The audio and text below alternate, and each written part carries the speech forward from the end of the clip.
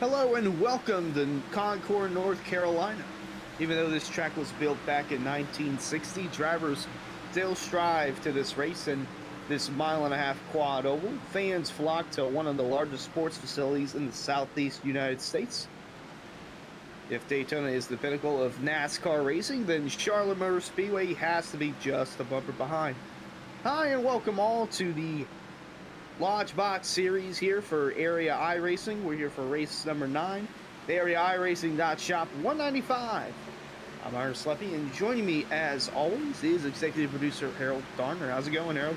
Good, man, but you know what? I miss the grandstands that were right here. But believe me, I miss them too. I'm like, oh, well, that's kind of sad that they tore them down, and then they announced that they were going to add the Roval to the schedule. I'm like, well, you know what would have been a perfect seat? Oh, that'd have been great. You saw the back half right of that. Yeah. Oh yeah. You saw the back part of the infield and the back stretch. Yeah, that'd be a great spot. High speed part and everything. Yeah. Mm-hmm.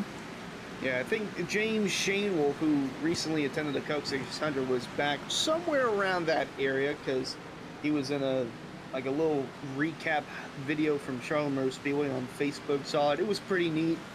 So yeah, he sat around in that area back for the Coke 600. But we have 8.5 minutes left in our practice session, and boy, we got a lot of new faces and new teams even for the Lodgebox series, and a good bit of cars here tonight, Harold. Yeah, we definitely do. But you know what? Let's talk about the drivers that are here or that are repeating the season. Yeah, the drivers that are going for the championship. Almost half of our 12-driver playoff field is locked in. We got Alan Elwood, Shane Therian, Cameron Hearn, Ed Robertson, and Davey Henriques all locked in with a win. And Colin Fambro being the highest in points without a win. Then you got to go to Richard Thomas, James Scioli, Senna Stack, Grant Beckner, and Forrest Smith, only 7 points above the cut line. Rick Christensen is 7 back. Ed Morris 30 back. Hassard and Buds, the next two behind those. Yeah, Ed Morris down. Those guys need a win. Definitely needing something to really jumpstart their season.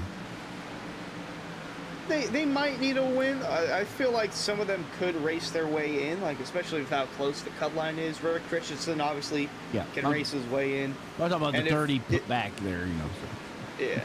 If misfortune keeps happening to, say, Beckner, Smith, Christensen, we saw him crash last week at Rockingham.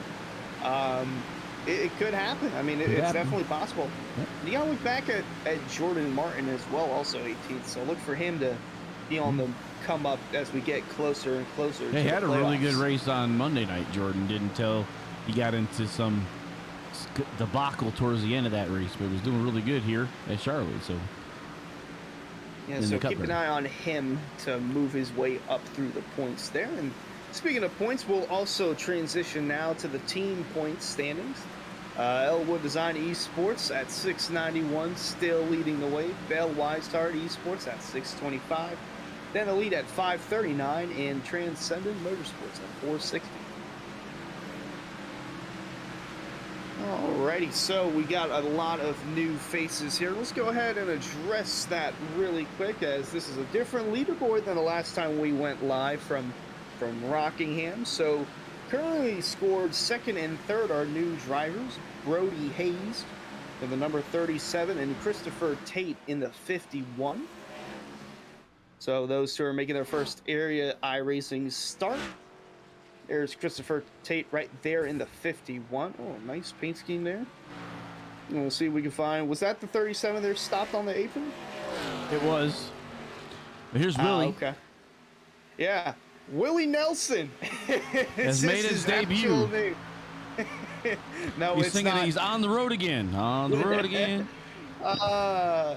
No, it's not that Willie Nelson. No, it's not that Willie.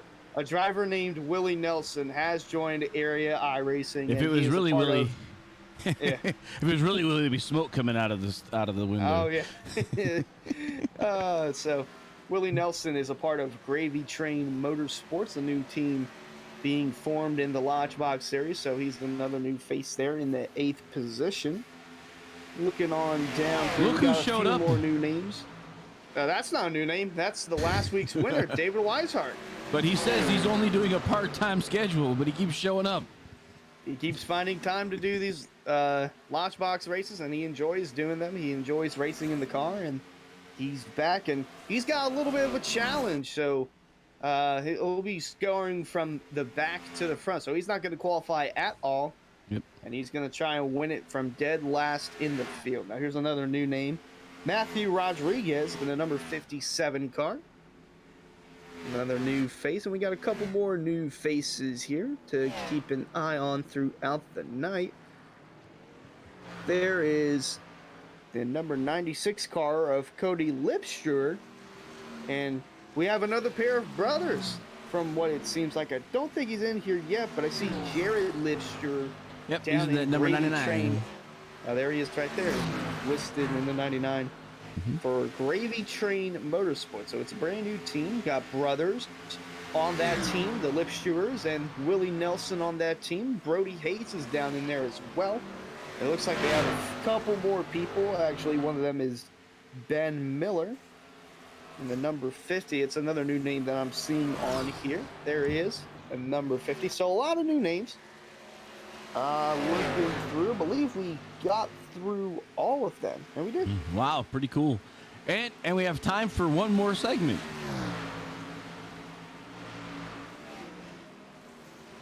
Hunter? Oh yeah, no, sorry, I just had a little lag there. So we have a time for our recap segment. Yeah, so we got a little recap from last week's race at Rockingham. If you didn't watch it, there was some good, hard, clean racing. Very little caution, a lot of good side-by-side action, but 3 minutes left in the practice session. We're going to take that to show you guys what you missed out on from the last broadcast. Pace car going to make his way onto pit road. Going to be Chris Seinfine. Oh, nope, not Chris Seinfine. Colin Fambro on the bottom. David Weishart on the outside. We're going to lead the field to the green flag here, and we're underway from Rockingham. Whoa, a little bit of a stack up there on the start for both the top and the middle. The downforce on the back of the spoiler is like stealing the air right off of it as soon as that gets around the 28 in the wall. Beckner into the wall and was just about to say the 67 of Cameron Hearn has made a pit stop on lap 44. So it seems like the tire wear too much for the 67 to handle. He's going to come in and put on a fresh set of Goodyear Eagles. Oh, the caution's out. Well, very advantageous for Mr. Hearn as the caution flies. That'll put him on the lead as these other guys are going to pit. He might be stuck a lap down. Yeah, he's stuck a lap down in the 23rd spot. Ah, yeah, that's not going to help him then. And not too far behind the 39 of Dwayne Dunn. You see Cameron Hearn. He's up 2 spots since the restart. Oh, we got contact! Christensen and Garrett Grant backing into Cameron Hearn. He's flying in the air. Oh, wow. Cameron Hearn took flight on the backstretch here at Rockingham, and his night has just gone from bad to worse. Major wreck, and we knew that was a possibility from the opening laps in practice, and it happened here on lap 54. Got enough. He's going to have to do this angling where he's like right here now. We go. Basically goes high to come low. Does he have enough to get there? No. But that's the idea there that I think Fambro's going to have to try. Go high, cut low off of turn 4. Oh, he got into the wall. Colin Fambro just got into the outside wall on the backstretch. Oh, that's going to allow Weishart. It's going to allow Weishart to pull away mightily fine.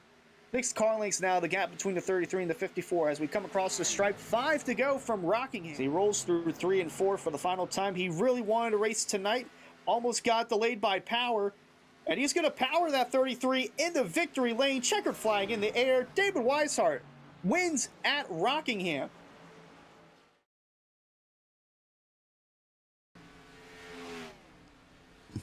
And we have just 20 seconds left in practice. But yeah, it was a Harold. I have to say, we don't go to many tracks that are inactive on any of the NASCAR schedules because we kind of try to keep it fresh based on NASCAR schedule. Yeah, keep it fresh, keep it whenever they're racing, let's race there. But I have to say, last week's race at Rockingham was arguably the best race of the season. Yeah, Rockingham is a great track. I love the track. I mean, with Byron at Berlin tonight, I definitely would love to see Berlin put into the Iracing system. But yeah, that's just me. Hey, who knows? It could happen in the future. Dale Jr. is trying to get another track scanned into iRacing. Who knows what track that might be? It could be Berlin. Could be something else. We'll have to keep our eyes peeled for that as qualifying is about to start. So how qualifying goes, the drivers get 2 laps each to put down the fastest time, and if they hit the wall at any point, or sometimes we've seen them go through the grass, they clip that grass in the quad oval. Yep. It might not count the lap time there, but if they hit the wall, it'll definitely not allow it. So if it happens on lap 1, okay, no biggie. You can refocus and get lap 2 going, and if it happens on lap 2, then you see what you get from lap 1. Yeah. Well, the idea is we here in area we use strict qualifying, which basically means if you try to do anything funny or what the computer thinks is funny, like trying to cut the course at all or use the wall to help you around, it says, you know what, that just ain't gonna count. So, makes it simple. One of the first drivers going out is the number 5 of Garrett Grant, the Elizabeth, Indiana native, going out and putting up one of the first few times on the board. Should we get our poll question in for the chat? I haven't seen it yet.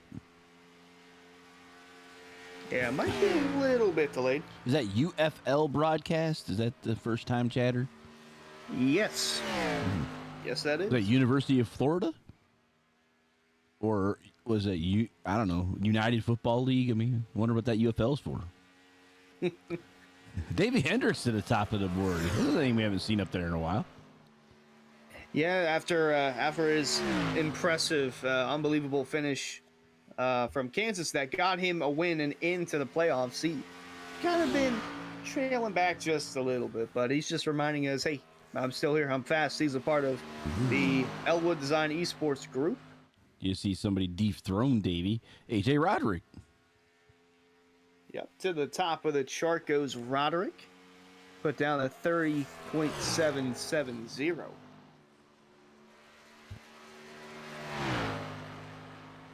We did get the laps led overlay into the to all series now, so we'll have that tonight as well. Skyholy decides that he wants to be on the top with that his South Beach Heat. Yep, Skyholy fast as usual in the Lodgebox series, part of the Bell Weishart Esports group. And another driver that's related to the group is the number 77 of Jordan Martin. That's the one that we touched on just a little bit in the pre-race with the points. He's currently 18th in points, but I feel like if he can put together some strong runs tonight at Charlotte and then the following races at Coda, Nashville, and Talladega is a wild card for anyone. So that alone will give him a good shot at making the playoffs for the Lodgebox series. So he puts up his second lap here. And it looks like 30.669. That puts him on the top of the chart. Wow. 30.669 indeed for that number 77. So we mentioned if he has a few good runs, could boost him into the playoffs, and starting up front will definitely help. Sliding. Hold on to the That's Brody. The number 37 of Brody Hayes right there, one of the newer drivers in the field. One of the 6, I believe, that are making their first start tonight. Cameron Hearn knocks young Martin off of the top step. Oh, I believe that's by 1/1000th of a second, I believe. Wow. And these lap times are getting quicker and quicker and closer. And we'll go ahead and look at the track record. It was a 30.274 set by Connor O'Kresick. So while these guys are putting down some pretty good times, it's nowhere near the track record. Track record 30.274. And our current fastest time is 30.668. And that was basically, if I'm not mistaken, that's also considering race trim, right? It's the fastest overall, so it could have been in the draft as well. Oh, here we go. Another new Hayes. fastest time. And that's Brody by Hayes. 200s. Yep, 30.644. So the number 37 goes quickest, and here's a driver that had one get away from him the last time we went live for the Lodgebox series. It was Colin Fambro, but him, Cameron Hearn, and David Weishart, it seemed like it was going to be those three battling for the win at Rockingham, and then Cameron Hearn, his bad luck continues. Well, I mean, how does this man have so much bad luck everywhere he goes in the Lodgebox series? I just don't get it. Because when you're Cameron Hearn, you have a target it's drawn right around your number. Is he, he's like he's our version of Kyle Busch. You love him or hate him, but he's always good. Alrighty, and now the poll question has opened in the chat. Who will win tonight's Lodgebox Series race from Charlotte? Now you'll have these options to bet for the drivers. So it'll be Hearn, Therian, Thomas, Hendricks, Senesac, Fambro, Skyoli, Grant, Beckner, and if anyone, say, you think David Weishart's going to win, you would put that under field. So exclamation point bet the driver's name and however many channel points you have, anywhere from 5 to 400. Like that. Yep, like Harold just put in the chat. He put down the field. I feel like you're going for that number 33 of Weishart to go back to back in the Lodgebox series. I think so. He's really comfortable in this car. That's the thing, which makes him dangerous. And he looked really good on Monday night, if I'm not mistaken, as well. So. And if anyone listened to the Area Happy Hour podcast, our first episode, we made our picks, and Jacob Bell decided to go with it says Seidenfaden, wasn't it? No, it was Fambro. It was actually Fambro. Colin Fambro. So he picked Fambro, and I picked Richard Thomas from Elwood Design Esports. So that's going to be my pick for the race tonight, Richard Thomas. So I should expect to see Jake's pick in the chat, or his bet in the chat. Hard into the wall. Here's the There he is, 57 Fambro. car. Matthew Rodriguez, and he bet 54 points On the 54. for the number 54 car. Yeah. Is that becoming a trend of his to bet their number? I'll say now I know why he didn't bet on Richard Thomas, because he would have put 1 point on it. Yeah. I bet $1. So Matthew Rodriguez out and going to qualify his number 57 car.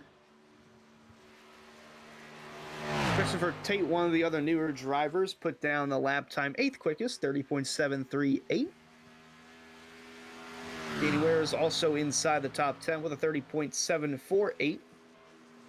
A lot of drivers haven't put any time down. It's kind of like, this is what Rodriguez, he should be up the 20th car and Harden's out trying to get one. So 21 of the drivers that are listed are putting times up. Everybody else kind of not putting anything down. They're following what the winner from the last Lodgebox Series race is doing. He's not qualifying. He's going to start from the back. And people are like, oh, well, he won last week, so I feel like that'll work out for me. And it might work out for them. Who knows? There's a good bit of people, though. There's only a little over a minute remaining in qualifying. Here's the number 23 car of Jose Ruiz that's coming out to do his lap. The way iRacing sets the field, if there's not a lap time, is they go by iRating. So if he's trying to do we're calling it a last to first by not qualifying, he'll be the first driver out of the non-qualifiers in the grid. David Weiss. So right now, Jose Ruiz is going to put up a lap time. So that will currently slot Weishart to start 23rd.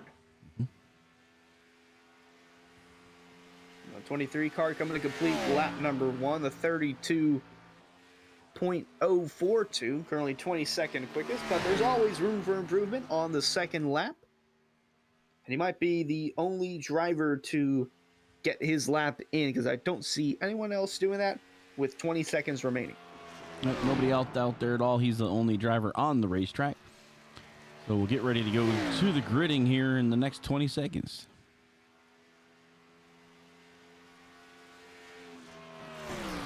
So Jose Ruiz, looks like right now, moves up to the 16th spot. So like I said, it looks to me like Weishart will be in the 23rd spot. We'll see how it sets up. And wow, it looks like I was right.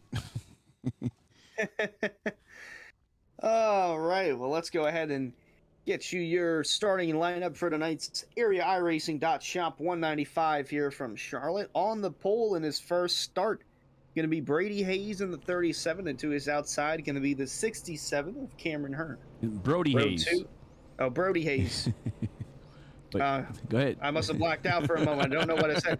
It's Brody Hayes on the pole, Cameron Hearn to the outside for row 1. Row 2, starting up front, Jordan Martin in the 3rd spot and Alan Elwood in the 4th spot. Row 3, going to be James Scioli and Colin Fambro. Row 4, going to be Travis Beckner and the 51 of Christopher Tate, another new driver. And then in row 5, Danny Ware and Richard Thomas. It's your pick there. Indeed it is. And then I'll pick up AJ Roderick and Adam Capps in row 6. Row 7 is Shane Theron and Davey Hendricks. Mr. Bryce Senesac and Jose Ruiz are in row number 8. Row 9, Mr. Forrest Smith and Ricky Harden. Joe Hazard and Matthew Rodriguez are in row number 10. Yep, Rodriguez is another new driver, and now we'll be going through the rest of the field. And from David Weishart on back, they did not put up a lap time. So Garrett Grant and Chris Steinfein in row 11 were the last cars to put up times, and the rest, as mentioned, did not put down the lap time. So let's go with Weishart and Willie Nelson.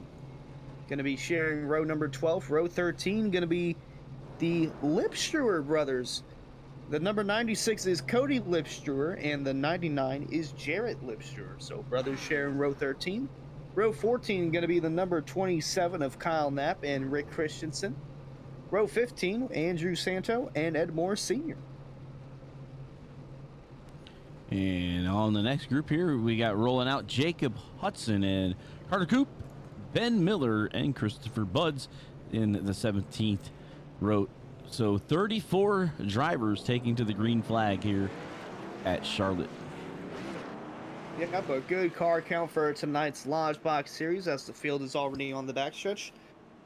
Fans, you can still get in your bet for who will win tonight's race. Just type in exclamation point bet, the driver's name, and however many channel points you have. Once again, the options are Hearn, Therian, Thomas, Hendricks, Senesac, Fambro, Scioli, Grant, Beckner, or the field. But it would just be field, not the field, right. Field. And all of the new drivers encapsulate the field. So I got like Indeed. I got like 8 or 9 drivers in my stall, and you have one. I'll say you've got more than that. Yeah, something like 20 something. So, all right. So here we go, man. Gonna hand it over to 200 to call the start of this race. Yep. Pace car made its way down pit road. Going to be Brody Hayes and Cameron Hearn leading the field with the green flag here at Charlotte.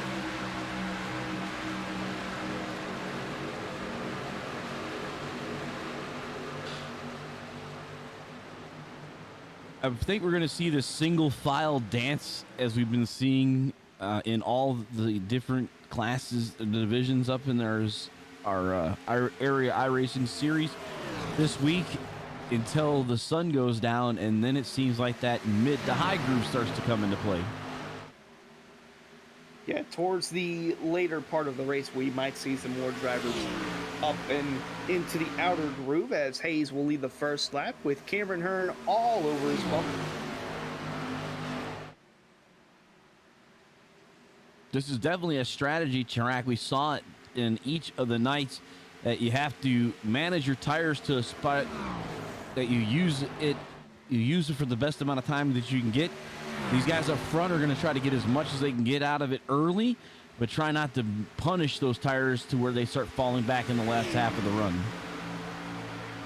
You know what? Let's go ahead as Brody Hayes puts down the fastest lap. Let's take a look at our track facts presented by Lottie'sTrapperWorld.com and see what the drivers are currently racing on with the track temperature. So it's clear skies, obviously, sunny out.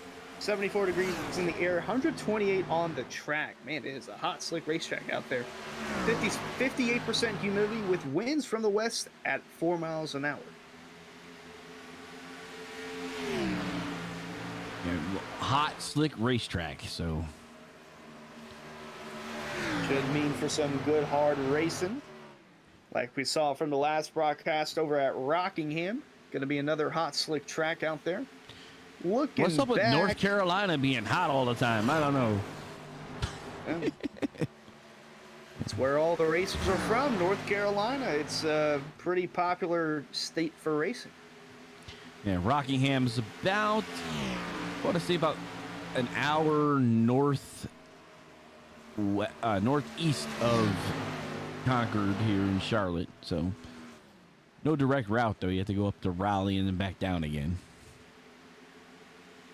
Looking throughout the field, I gotta say the nearest battle is between the 51 of Tate and the 1 of Thomas. So Christopher Tate is currently battling with Richard Thomas for that 8th position. There's Tate on the outside in the red, white, and blue, number 51. Looks like he'll stay in front of Thomas for the moment. And there's the man to keep an eye on throughout the night, the number 33 of David Weishart. That's strange how that's not working tonight. Wonder if he's the only one that's not working for her. We'll see. Huh. Interesting. Feel like that might have to do with the new update from Iracing.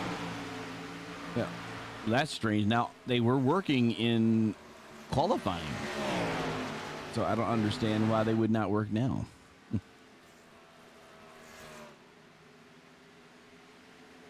Oh, Hearn tried to peek his nose down low. Couldn't quite do that. And try to reload that and see if that might fix it. We'll see here real quick here. Is that very strange to me that it would work during qualifying, because that's what we were showing the driver information as we always do during qualifying. And not sure why that wouldn't work now.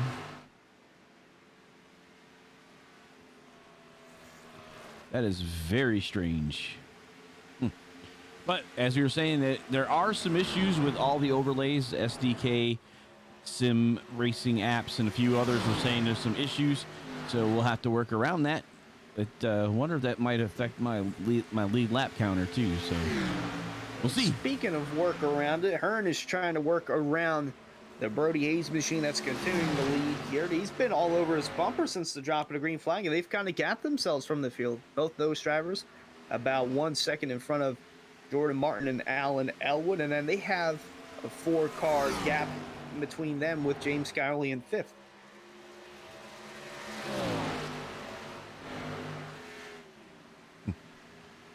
Very interesting to me. The fastest lap is working at least. Yeah, fastest lap went to Brody Hayes, but Cameron Hearn looking to take the fastest position. Trying to move up 1 spot on the leaderboard as he's side by side with 37 down the backstretch. They're dead even as they're rolling through 3 and 4.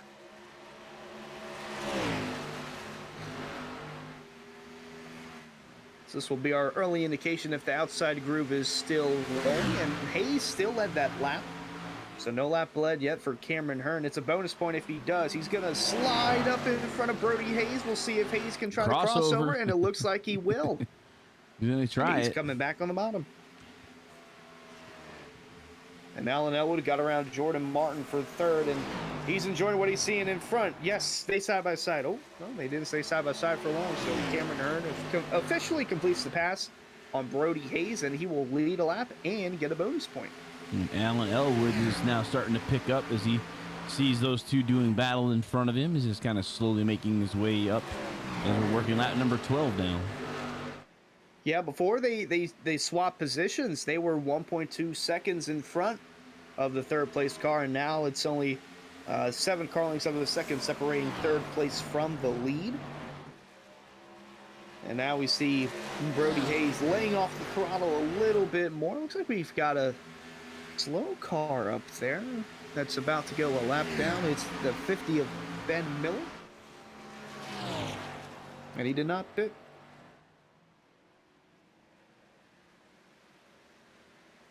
So the field will slowly be creeping up through lap cars. And there's Jacob Hudson in the 22.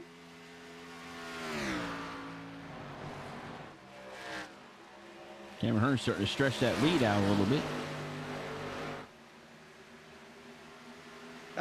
Just a little bit, but Alan Elwood is slowly creeping in on Brody Hayes for the second spot.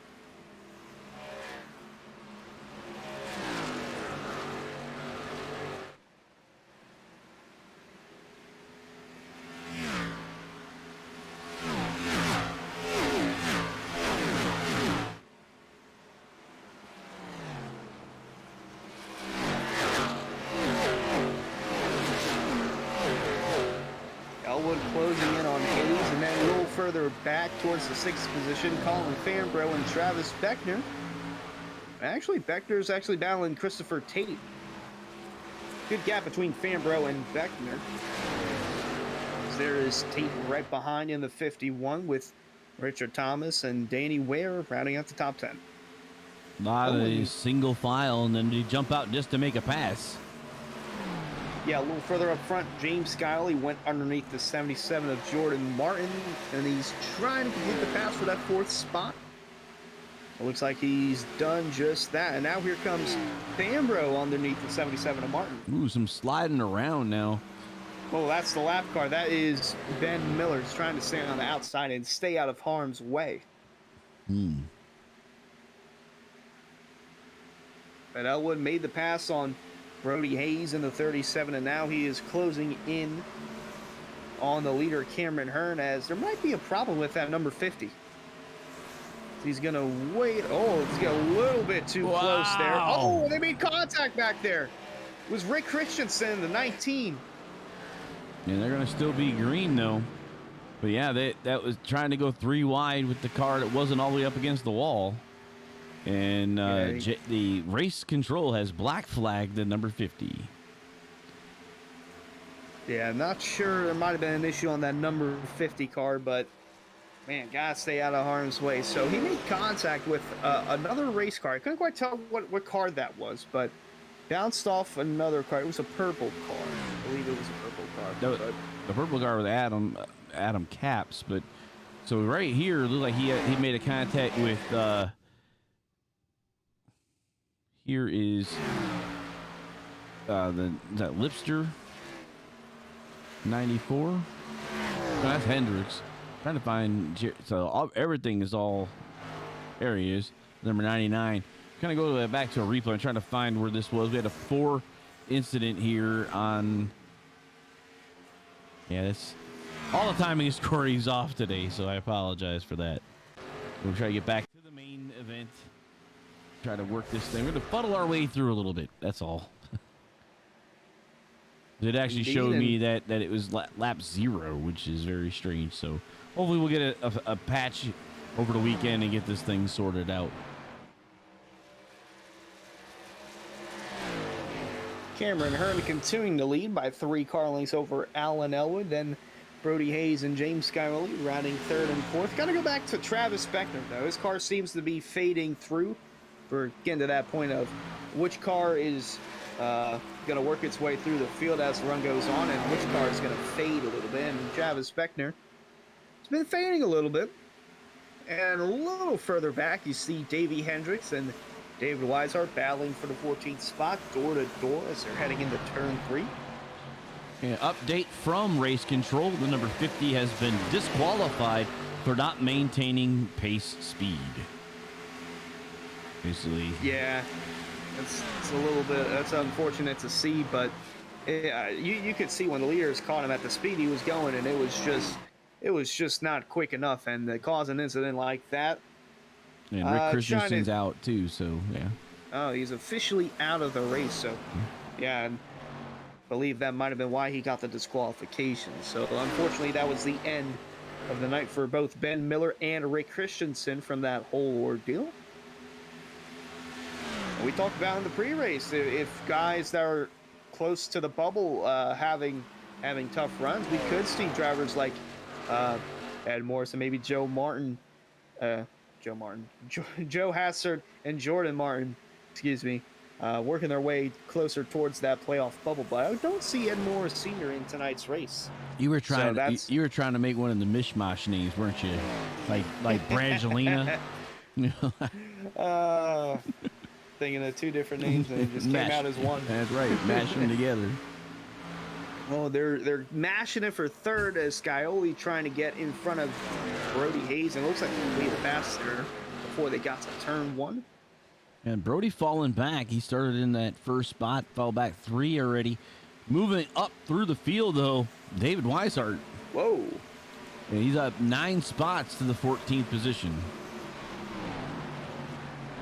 Yeah, it looks like he completed the pass there on Davey Hendricks as he went towards the apron there on the backstretch.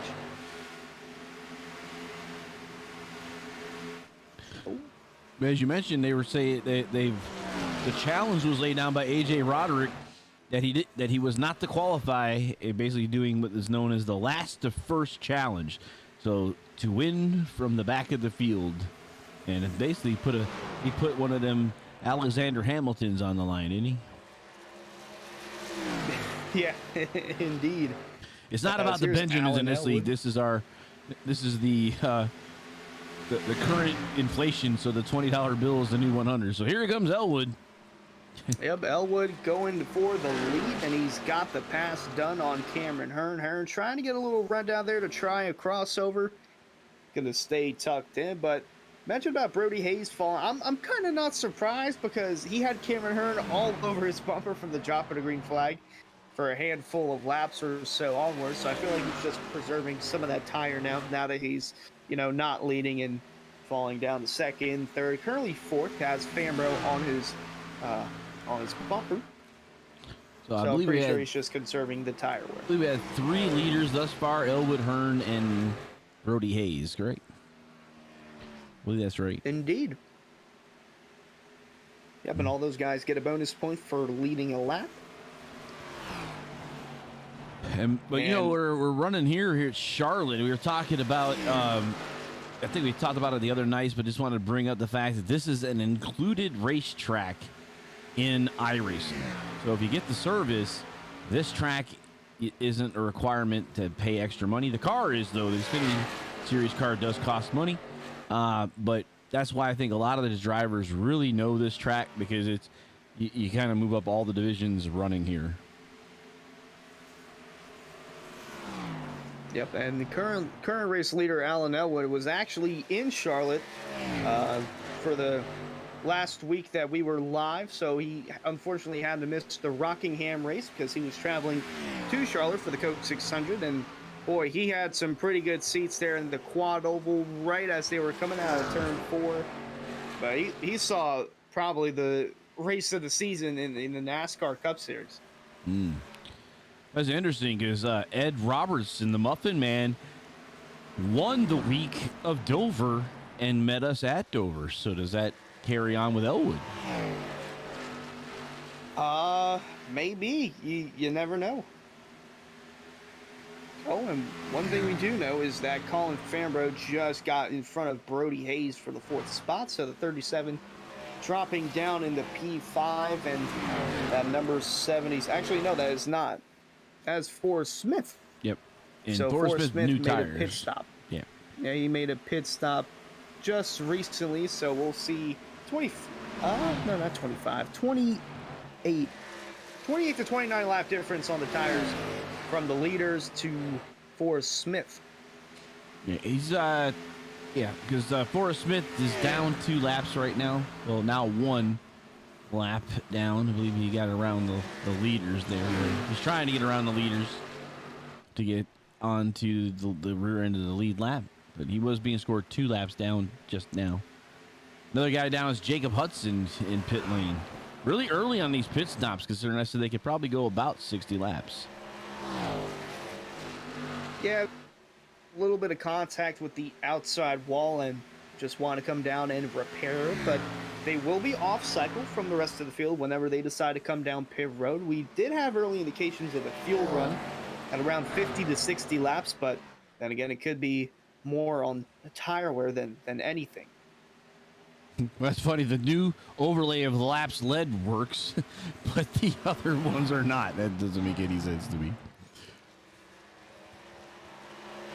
Must have something to do with how the standings are being exported into ATVO. So hopefully they'll get that repaired for us.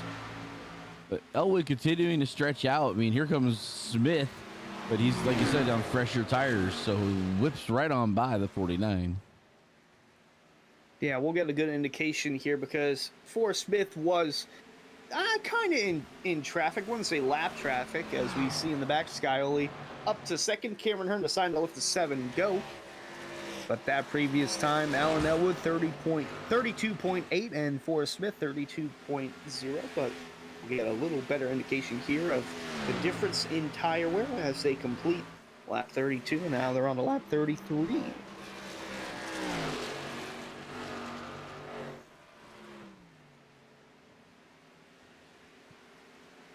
So a 33 flat, that time from Alan Elwood, and Forrest Smith 31.4. So a second and a half difference, basically, between the newer tires of Forrest Smith and the old tires. I'd say old because drivers have come down pit road. The older tires of Alan Elwood. Yeah, older. So I mean, I think these front guys. So about 40 to 45, I think, to make this thing break it down in thirds is what I'm looking at. Have a set of tires left over at the end if they need it. Yeah, that could be the case for some drivers. Some drivers tend to go as far as they can on the fuel run. That is Jake Nichols. Yeah, Jake Nichols. He goes until there's like he's blowing air into the fuel tank to try to get that every last part of the vapors and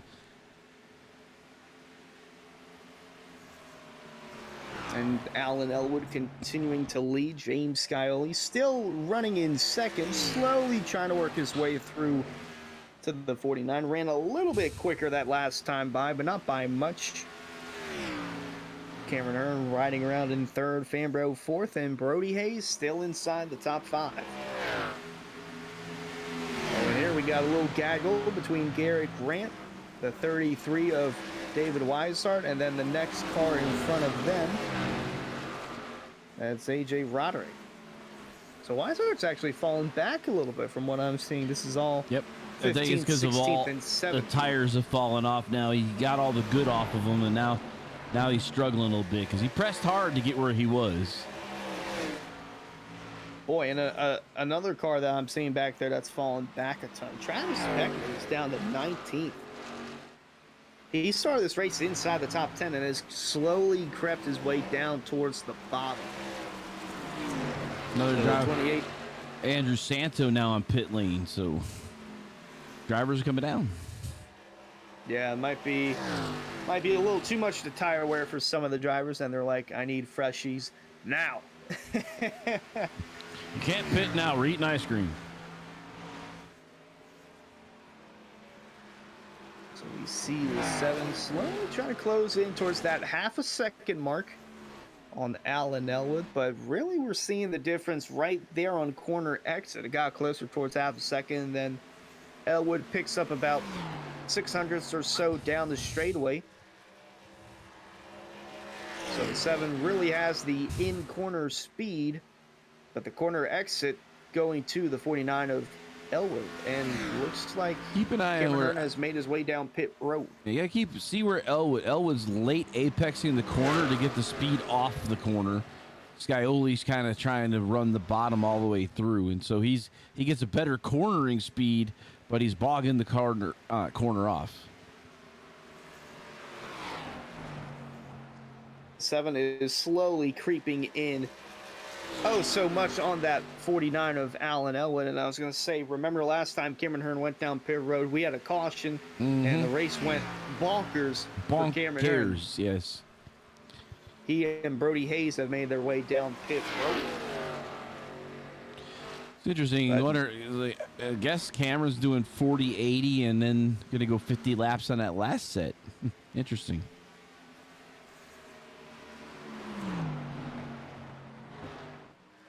Yeah, a lot of different strategies here as we slowly creep in towards the halfway portion of the event. It's going to be 40 laps complete here when they cross the stripe for the area Iracing shop 195. It's 195 miles, no 200, no 130, 195. That's how many miles it is.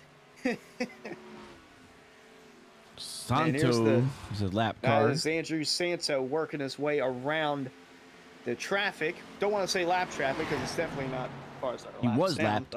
But he was unlapping himself, so.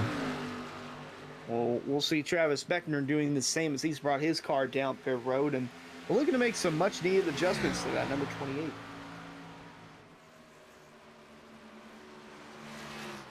And so the 7 of James Skyley has crept in on the leader, Allen Elwood. This is the closest he's been. He only got a 2-car length advantage, Elwood does. And then in the back right there, you see Colin Fambro, 2 seconds exactly back to second place, James.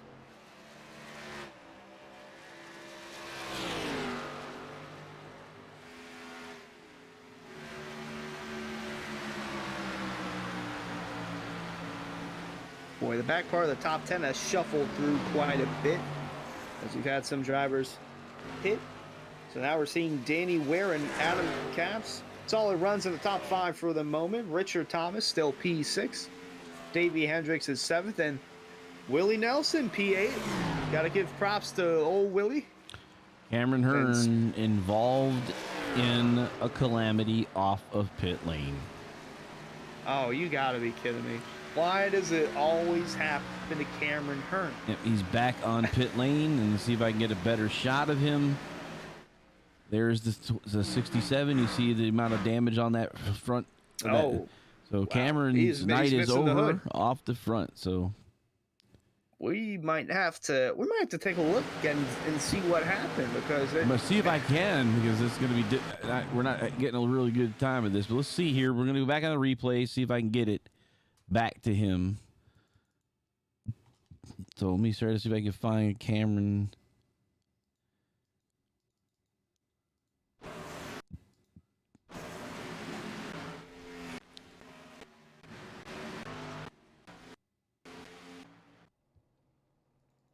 Yeah, see, there it is there on the backstretch. Yeah, I'm trying to get to it because it's, like I said, the timing of scoring is not helping me out. Oh, there he goes.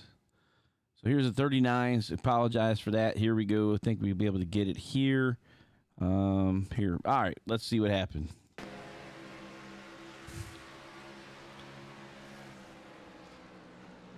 He goes under. He's on the line there and comes around the corner. Now, this is Cameron Hearn after he just came out of pit road, so he's trying to make up as much ground as he can, and it looks like got some slower cars in front of him. He's going to move to the outside. Oh, and just gets clipped right there. Oh. And puts it right into the barrels. Ouch. Boy, that is something different. I have never seen a driver with as much bad luck as Cameron Hearn. It always seems to happen to him, and it always seems to happen mostly in the Lodgebox series. I don't know what it is, but it just continues to happen to Cameron Hearn. Man, and that is a shame, because he currently, up to that point, he led the second most laps in the field. Mm-hmm. Allen Elwood just recently made his way down pit road. So current leader is Colin Fambro. We got 4 different leaders on the night, and that's going to be another bonus point for the 54. But yeah, I still can't get over how bad Cameron Hearn's luck is, and the Hearn fan club not going to be happy with that one, as we see multiple drivers are continuing to make their way down pit road.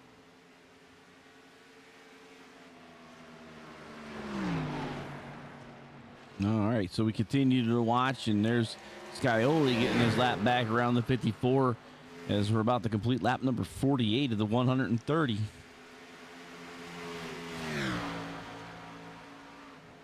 Seventeen and halfway. I'll say, so far we have yet to see a yellow. Nothing new here. It's been a while since we've seen a race go caution-free in any of the area leagues. In Season 1, it wasn't uncommon for a race to go caution-free, but Season 2, it's a little more uncommon as we see the field grow in the different series that we have. Yep. But the Xfinity Series has always been the lowest overall caution count. So not a surprise there, and I think it's because the car, even though it's challenging, has been around for a while and the drivers are comfortable with it. Indeed it is, and that's why we're seeing the race that we're seeing so far is they're about to complete 50 laps now without a caution. So some good stuff there from the drivers, keeping everything, well, for the most part, clean. Had a few little dust-ups, but nothing too much to bring out a caution. I'm actually surprised that Cameron Herndon that did not bring out a caution because that's right towards pit entry. I think because he disconnected or okay. towed out really quick, so he didn't stay there very long. So Scioli we're looking through right now, and I think you were going to mention it too. The top 8 have yet to pit, and as soon as I say that, Shane Theory is pitted. Yeah, I was going to say Scioli's the leading of the guys that have been down pit lane for service. But you got it. I think you got it, man. Two minds think alike, right on the same topic. But yeah, Scioli, once everything cycles through, if it does cycle through, there could be a caution that comes out. But if everything does cycle through, Scioli will take over as race leader with Alan Elwood cycling to second. Brody Hayes going to be third. I don't think. Oh no, Adam Capps, yeah, running 11th. Nice doing job. A really good job for Capps, yeah, definitely. And then Hendricks would round out the top 5. Now that's if everyone in front of James Scioli cycles through and pits. Weishart back to 18th now, but he has come down pit lane on 5 laps tires.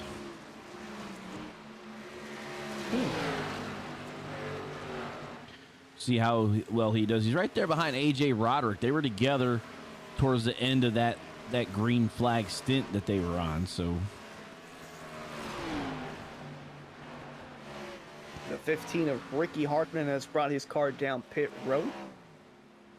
So now the top 6 have yet to pit with Fambro, Knapp, Ruiz, Seidenfein, Tate, and Grant. And Knapp is one of the drivers in that top 6 that are now going to come down pit road. This is also giving us a good look at how far these guys can go on a tank of fuel, because we're on lap 54, approaching lap 55, and if this thing does go green to the end, this will be a good look at how far these guys can go on a tank of fuel.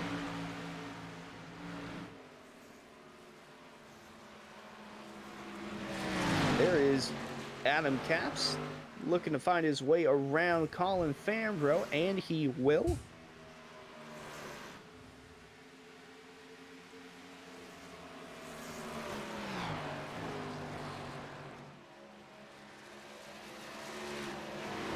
Now this is a role reversal that we've seen in the past. The leader moving out of the way for the lap cars who have fresher tires.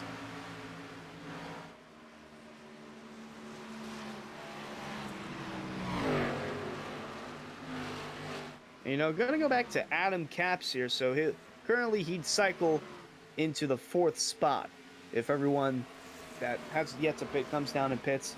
He came into this race 56 points out of the cut line, with Christensen getting involved in an early yellow, Forrest Smith not having too well of a night, Travis Beckner also not having too well of a night, Ed Morris Sr. not here. It's going to be a big points day for the 55 of Adam Capps, if he can keep this inside the top 5.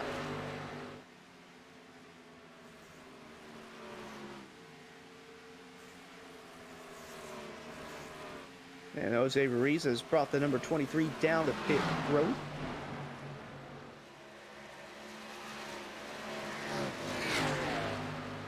Christopher Tate has brought that car down pit road as well.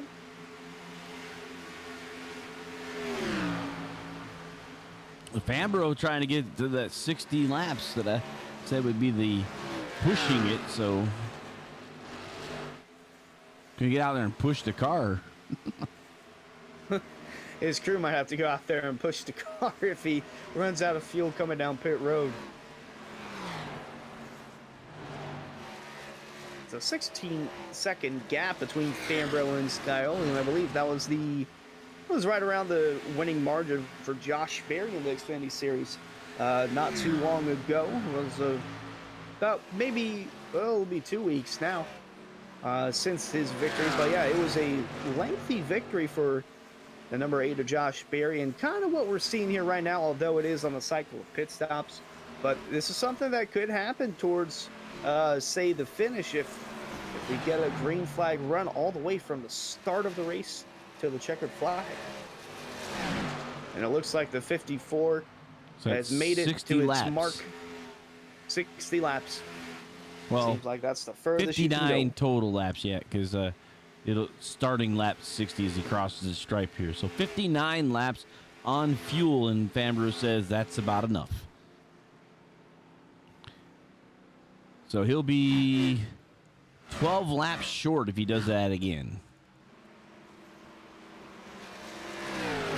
Yeah, and we saw earlier when Forrest Smith came down pit road and got his way around the leaders, the time difference was about 1.6 seconds between newer tires and older tires. So don't know if Fambro might be saving that for a little later on, or if he might pit beforehand, because what I'm seeing is that he's going to have to make another pit stop if he's going to go 60 laps again, right around the 120 mark, and that'll be right around 10 to go. So I'm not sure if that's the strategy he's trying to make. He might pit a little earlier than that, but then again, a caution could come out and it could change the whole dynamic of the race.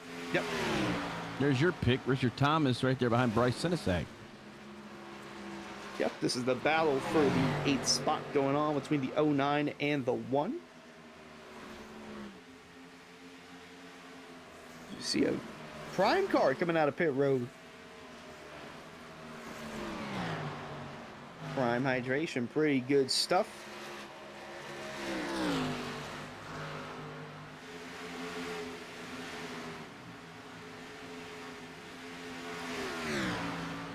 So James Skyerly has cycled out to the lead, and there is that prime car. Chris Seidenfeiden. Yeah, Prime Hydration, some pretty good stuff. They were sponsoring the 13 of Timmy Hill, and I gotta say it works, because Timmy Hill qualified 9th in the Xfinity race here at Charlotte, so it's a similar paint scheme that Chris is running.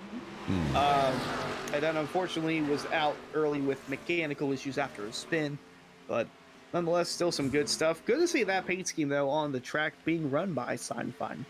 Well, right behind him, Alan Elwood behind Scioli. That's for position. And that 38 is a lap down. And that's Shane Theron.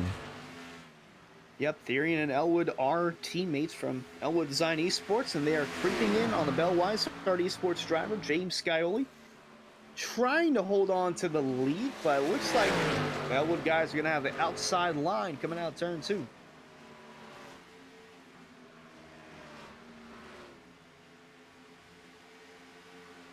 And with the help from the 38 of Theron, that's going to allow Elwood to get back into the lead. And now the 38 will go around Elwood and get his lap back.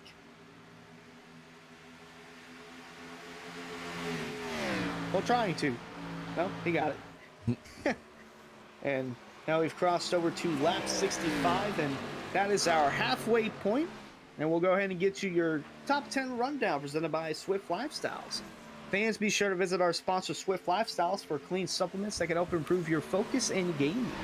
You can use the discount code on your screen, Area Iracing, AREA Iracing, for 15% off any order.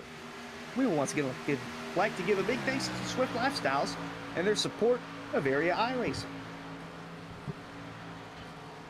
Yeah, so we're having issues with that overlay there, so we can't. So we're not going to be able to show the. We'll have to basically call them by their numbers there. So there's Elwood leading the race. Yeah, Alan Elwood currently leading. It was gonna for the first half. It was between him and Cameron Hearn, but now with Hearn's misfortune or bad luck again, that's allowed the 49 of Elwood to take advantage of that and to take the lead.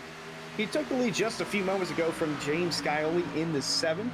Scioli's had a pretty fast car. He's worked his way inside the top 5, has been leading at some point, and now is running in second. Then we got to go all the way back 7 seconds behind the leader, the 94 of Davey Henriques, another Elwood Design esports driver, running in third. Had a win earlier this season in Kansas in dramatic fashion. And I believe that was the last, it was indeed the last mile-and-a-half track that we went to. So, who knows, we could see another wacky finish here at Charlotte. And then here's the number 18 of Danny Ware. I haven't talked too much about Danny Ware. He was another driver that was below the cut line by a good margin. Him and Caps were both really low, but now they're really high on the leaderboard. Danny Ware is 4th, and right behind him, Adam Caps in the 55. A really solid run for that number 55 car. See if he can keep it going in the second half and bring home possibly a top 5 finish. And right behind Caps, he's got Willie Nelson. Now, no, it's not that Willie Nelson. This is a new driver to Area Iracing. He's had a solid run so far. Worked his way inside the top 10 and is just one spot shy of cracking that top 5. So who knows, we could see that 25 car move in the P5. And we could see the 37 of Brody Hayes work his way back inside the top 5. First ever start for these guys. Brody Hayes on the pole. Slowly faded throughout that first half after being... after Cameron Hearn was just all over the bumper of the 37.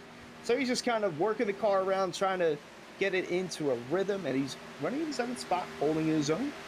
And then we have the number 1 of Richard Thomas, another Elwood Design esports driver. He's had a solid night in the Rhino USA number 1. It was my pick to win. It could very much happen.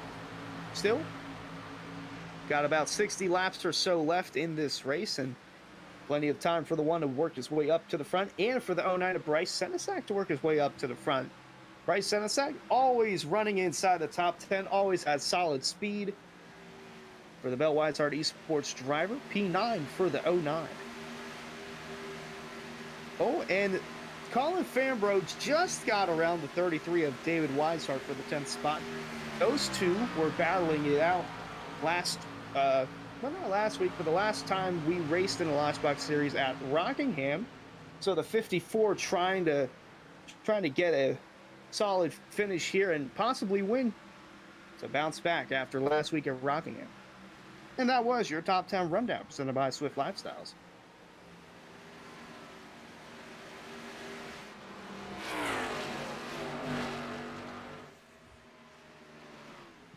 We have another driver disconnect, Jacob Hudson and Forrest Smith. Yep, so the 22 and the 84 have called it a night. And the caution's out. Yep. Oh boy. Fambro, Santo, and James Lipster. See if I can get this correct here. That is not the right lap number. Try to get to the right lap number, about 70 some. So we'll go ahead and take a look at our one-to-go replay and try to figure out what brought out the first caution of the night here on lap number 73. It was actually before that, since the yellow flag is flown earlier. Than that. It's interesting.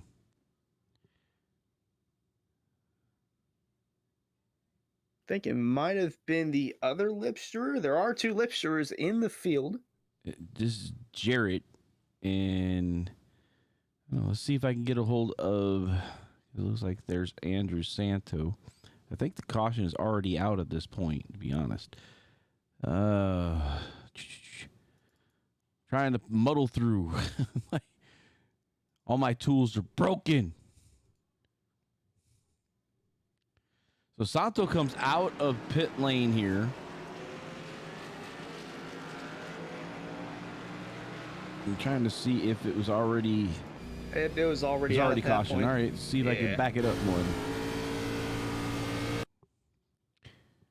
see, this might be it. So let's try here.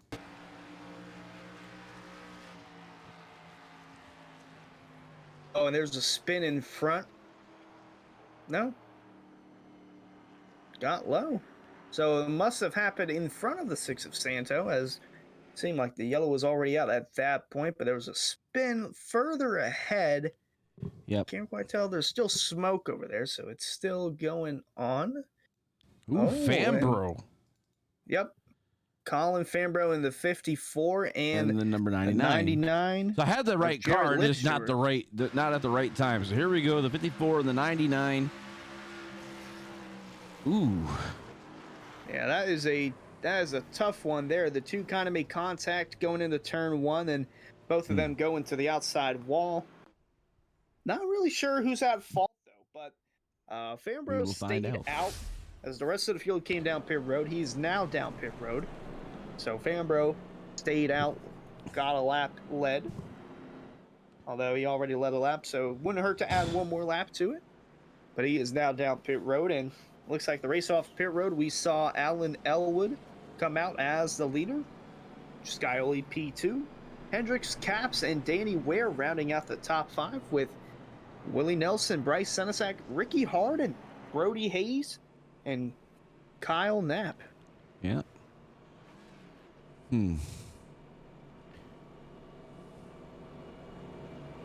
Well, you know what they say, Harold. Cautions breed cautions, because we see that come into play here for the next couple of restarts or so, potentially. Well, here's the thing. They can make it to the end now. Ooh, yeah. Sorry for that. Allergies getting in the way from time to time, but yes, they can make it. We have seen them go 60 laps on a fuel run under green flag conditions, and we're within 60 to go. So these guys can indeed make it on fuel. The only question is, it's going to be tire wear, because some of these guys are on their second tire sets, and we only get 3 tire sets here in the area, so it's going to be interesting here if we get caution after caution after caution, because it could shape up for that, or it could shape up for another long green flag run. Yep, the top 18 drivers all pitted recently, and from what I'm seeing, looks like they all should have fuel and tires to make it to the end. But they all have a set of tires in their pocket if a caution comes out, closer towards the end. So if they get something right away here, they probably won't come back down. But get somewhere around the 100 lap range, they probably will. Wave arounds being issued now. I'll say you mentioned 18 cars, and Chris Seinfeld and Garrett Grant were 19th and 20th. They were just behind the pace car and getting the wave around to get back on the lead lap. But they've got 16 and 17 lap tires. They have to come back down. They do have to come back down at some point before the checkered flag flies. Same with Jordan Martin and Matthew Rodriguez. Sorry, they're 27 and 39 laps. The only drivers that did not come down, but they want to get on that lead lap. Very important. Yep, and we're coming up on the restart presented by Elite Entertainment. We would like to thank Elite Entertainment for their support of the Elite Entertainment Cup Series, and from all of us here at Area. Be sure to check out Elite Entertainment on Facebook and book them to DJ your next event. So it's going to be Alan Elwood as the control car. He chose the bottom to restart the race in. 7 of Scioli going to restart on the outside there, P2. Hendricks and Caps over there, 3rd and 4th. Then we got Ware and Nelson, 5th and 6th. Caps making a heck of a run here. Yep, looking to continue that as the green flag flies. Once more from Charlotte.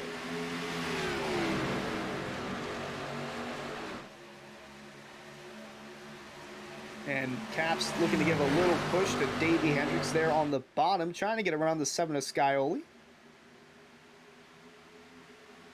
We see some moves being made towards the back, but the 94 trying to get that second spot from the 7. Trying to make it the Elwood Design Esports 1-2. Well, the 7 still keeping up a strong fight. Oh, we got a spin. A car spinning off turn 4 and through the grass. That's going to bring out the caution again.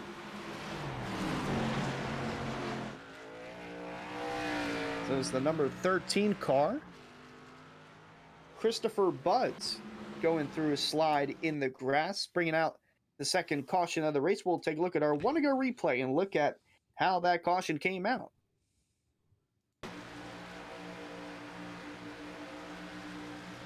Oh, he gets loose and comes down over the nose of the 38 of Shane Therian. And a quick slide through the grass and nothing more, nothing less. At least he didn't Chris Buescher that. Yeah. At least his car didn't dig into the grass and start tumbling. It was about the same kind of area that had happened with Chris Buescher and Suarez. Very similar. Yeah, that happened towards the other end of the front stretch, closer towards, say, the Heartburn turn over there by the Charlotte Roval. Still has the rumble strips there for it, but that car dug into the grass and just tumbled. And it was such a weird wreck, and man, that was something different there from Charlotte. And our race leader, Alan Elwood, he was sitting. Now we're about to approach it. He was sitting over towards the other side of where that flip happened, right around, I want to say right around where that giant Toyota part is. He sat right around there, and he had a good view of the cars coming out of turn 4 and then spinning, smashing, crashing all over the place. I mean, that was still such a chaotic race, but excuse me. But the 49 finds himself in the lead, probably the best view on the racetrack, other than a seat here at Charlotte Motor Speedway, as that is Joe Hassard, I believe, getting his lap back. I believe that is correct. So 23 drivers on the lead lap, and a little bit of cleanup from race control. The first yellow we had a little bit ago was on the number 99. That was for Jarrett Lipster. And the 13 of Christopher Buds was issued the penalty for end of longest line for the last one. Yep, and for those that are new, that is, we call it EOL. So it's basically whatever, if the admins decide that it wasn't a racing incident that brought out the caution, it'll put the EOL, or end of longest line, or end of line penalty, I should say, to the driver who they feel is at fault for the caution coming out. Well, it does stand, we don't put the extra L on there, but it does stand for end of longest line, EOL. EOLL, or we, EOL. We don't drop, we drop the other L so we don't sound stupid, but in iRacing, it puts you in the back of the whatever the longest line is between the two, usually the inside line.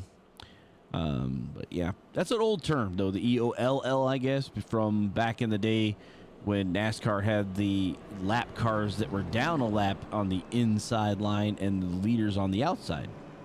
So then you could have, like, the longest line could be the outside or the inside. So you would go to the longest line. Going through and looking over to find who picked who in the field, and got a new follower of the channel. I love the Hogs. So is that the Redskins? No, not the Hogs. No, I think he's talking about. I think it's the Arkansas Razorbacks. I believe. I don't know why I feel like they might be called Hogs. Yeah. I would just think. I just remember the Hogs that was back when the old Redskins had the guys wearing the pig snouts.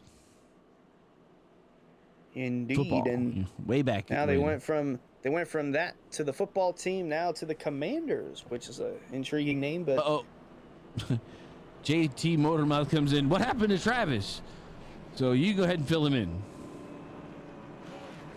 So it looks like I was right on the Arkansas Razorbacks, but yeah, it just seems like the 28, he qualified decent. He started inside the top 10, but as the race went on, it just that car just seems to be handling a little. Actually, we see a little bit of damage there on the rear end. You can see the spoiler is crooked a little bit closer towards that right rear. So obviously the 28's made contact with the wall, but it just seems like that car has not been handling as well as Beckner would have liked it to handle. We mentioned he started inside the top 10, but as the race has gone on, that car has slowly crept towards the back, and looks like there's some major right side damage. Yeah. Major right side damage. So that was the wall for sure. So Beckner is looking to restart.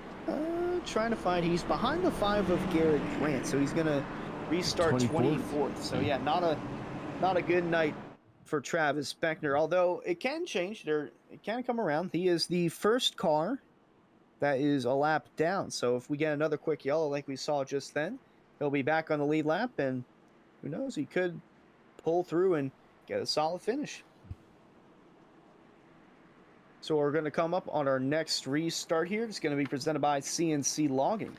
We would like to thank CNC Logging for their support of the CNC Logging Truck Series this season in area. Located in Boiling Springs, South Carolina, CNC Logging is your place to go for any of your logging needs. Got wood?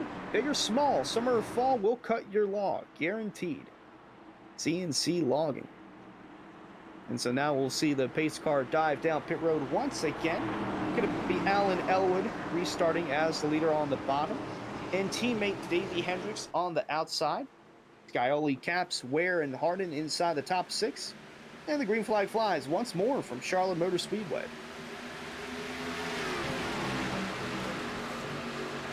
Boy, and a big enough gap there for that 94 to get down on the bottom. Good restart there from the Elwood boys, but not so fast. Here comes Adam Capps in that 55, looking to take away third from James Scioli.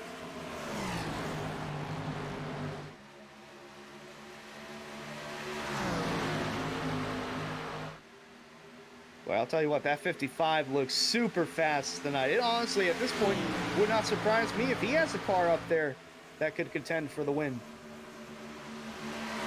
Definitely working the entire track to his advantage. Doing a great job, Mr. Adam Capps.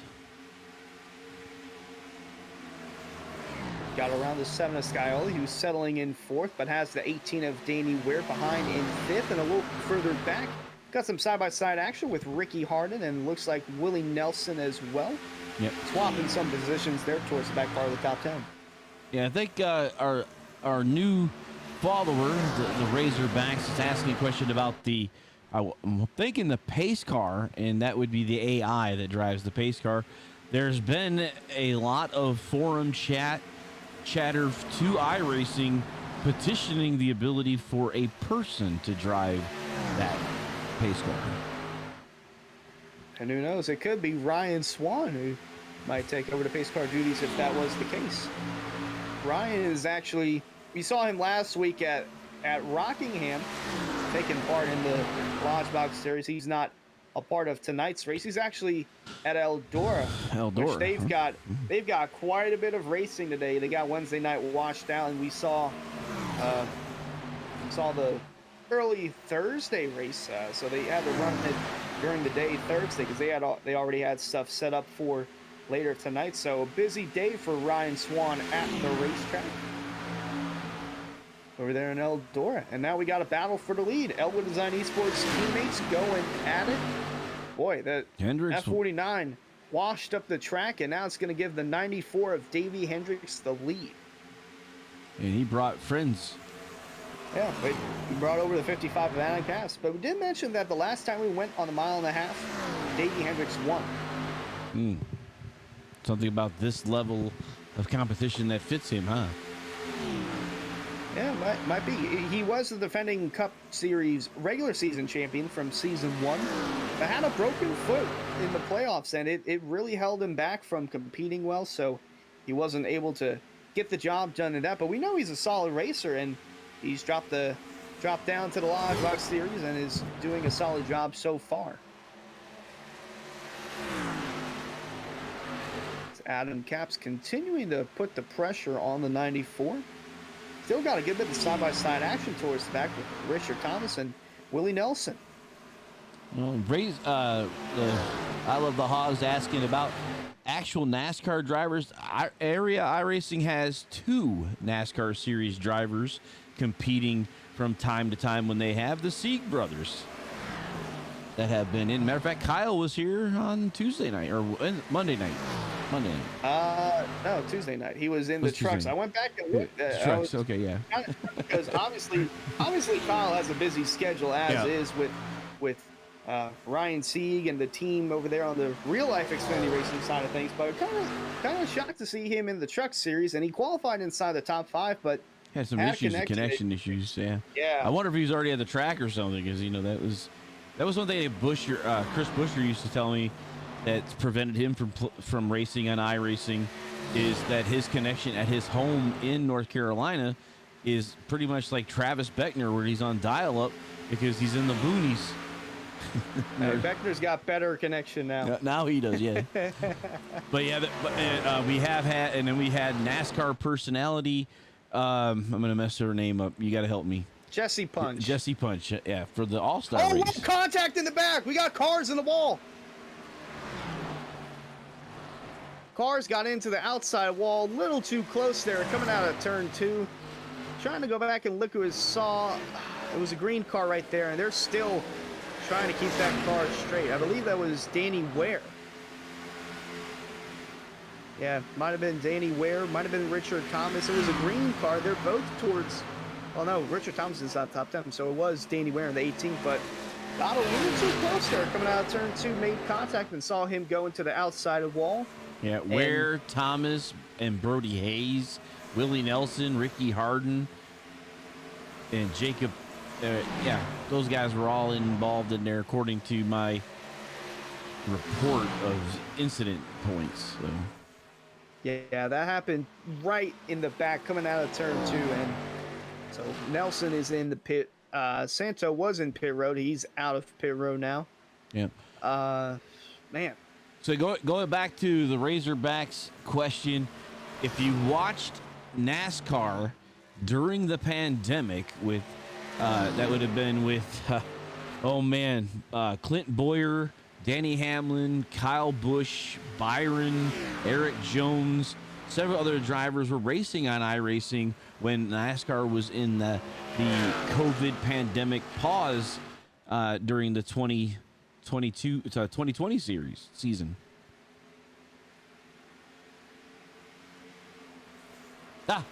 I can't talk about that. No, I don't think any of us can talk about that. Yeah, moving on. We're gonna skip right past that and go right back to this top 2 that's just been pulling away from Alan Elwood. Yeah. Elwood is now 1 second behind. What if Elwood's just basically making sure he's got stuff for the end? Let these two guys burn their stuff up. Well, good. Don't want to lay back too far because James Scioli is right behind, or closing in on the 49 of Elwood, right over there in the back. And these guys can go to the end on fuel. Yep, they can make it to the end. We're 35 laps in. These guys are 21 laps on their tires, and we have seen cars go as far as 60 laps on a fuel run. We have had a couple quick yellows, so they might have been saving some fuel under the caution period during that time. But man, I gotta say, 55 Adam Caps right on the bumper of Davey Hendricks. In a good spot there. He can also save fuel and save his stuff by just letting Hendricks do the heavy lifting of getting around the corner. He just kind of following right behind him, using that draft up.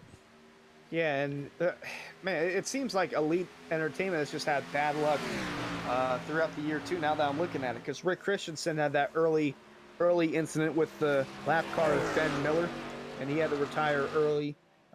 Cameron Hearn. Oh, in the wall he goes. Ouch. As soon as I'm talking about it, he hits the wall.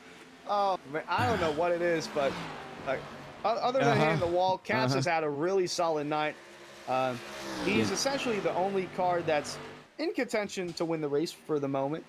Christensen and Hearn both out of the race. Beckner down on the leaderboard. He is the first car. Cameron's out. 1 lap down. Yep. I believe he is still the first car 1 lap down. Yes, he is. So if another yellow comes out, Travis Beckner will get the free pass if it comes out at this moment.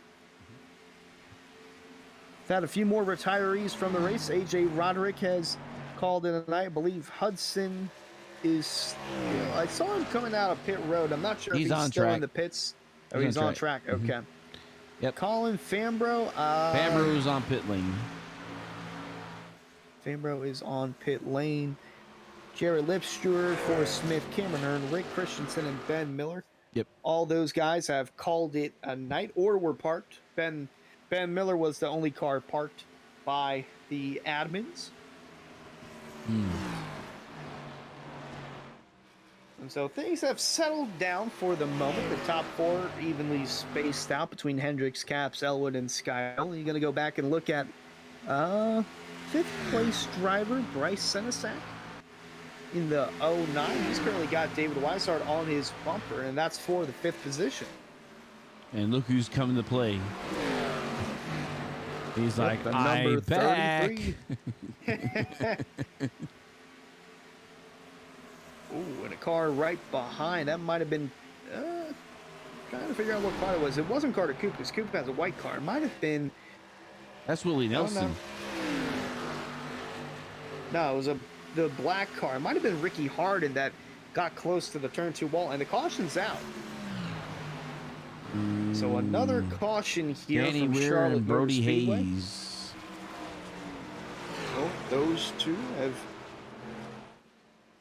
It looks like they might have brought out the caution, so we'll go ahead and take a look at our one-to-go replay. And remember, these two were fading through the field after they made contact in turn 2 quite a few laps ago. So this is the 18 of Danny Ware getting into Brody Hayes in the 37. And Hayes did not appreciate that. Ow. And into the wall went the 18 of Ware, back onto the racetrack. Oh, man. Right in front of that little grandstand there on the backstretch, and all those fans. There's a car that stopped. I don't think they're used to seeing that down the backstretch. I'm not even sure if that's still there anymore. Kind of an unusual sight to see. Such a grandstand that small, but nonetheless, the most recent caution of the race happened there between contact from 37 of Brody Hayes and the 18 of Danny Ware. And it was a shame for Danny Ware because he was inside the top 5 with Adam Capps. Both those guys needing a solid night in order to move themselves up in the points. You see what's going to happen? Playoffs. They're all coming down to get their new tires. Yeah, and for most of these guys, it'll be their last set of tires. So yep, we only get 3 sets here in the area, and these guys are using their last set. Most of these guys are. There might be a couple drivers who have preserved some of their tires, and there is Chris Seidenfeiden, but to his outside and going past the pace car is the lucky dog Travis Beckner. 37 of in the Brody chat, Hayes. He is the lucky dog. Yep, 37. Brody Hayes was given the EOL for the last caution flag. Yep, kind of an obvious one there. So this car will get the pass with 1 to go, since the leader is right here. Yep, that is Chris Seidenfeiden leading, and the car in front of him as you as you circle on the telestrator, Willie Nelson. So I've been trying to do this since I don't have my thing. So this is Chris. Does that work? Is that Matt? He's leading. So looks like an first. First like place. Oh, you don't like my like R? Hey, stop. Shh. Quiet. No, it looks. I didn't even bring up the R. I brought up the H. It looked like an M. Hey, I don't even know what the middle letter was. Hey, I have bad handwriting. My wife will tell you, but with a thumb ball mouse is even worse. So I'll say I have bad handwriting too. I get it. I get it from my father. My mother always gives me a tough time about it. She's like, oh, because her handwriting is so nice, and then she always complains about mine. I'm like, do you see who I get it from? I mean, it just runs in the family for the guys, I guess. So we'll have about 25 laps left when we go back to green flag racing. But as you said, though, the leaders now off of their last set of tires. Seidenfeiden will still have a set left in his pits. So he's banking on another caution coming out. Yeah. We said it, most drivers are going to be using their third set. Chris has another set in the pits, so if we get another quick yellow, this could benefit the number 45. Good. Oh, do apologize for that if you heard it. Someone was going a little fast down the street I'm not sure if it was picked up on the mic, but towards the later stages of the night over in my area, it starts to get a little rowdy with cars from time to time, and I don't know if it was picked up on the mic, but if it did, I apologize for that. It was weird. I thought you were Yeah. gonna say it was your straw. Oh no, that my straw wouldn't make that sound.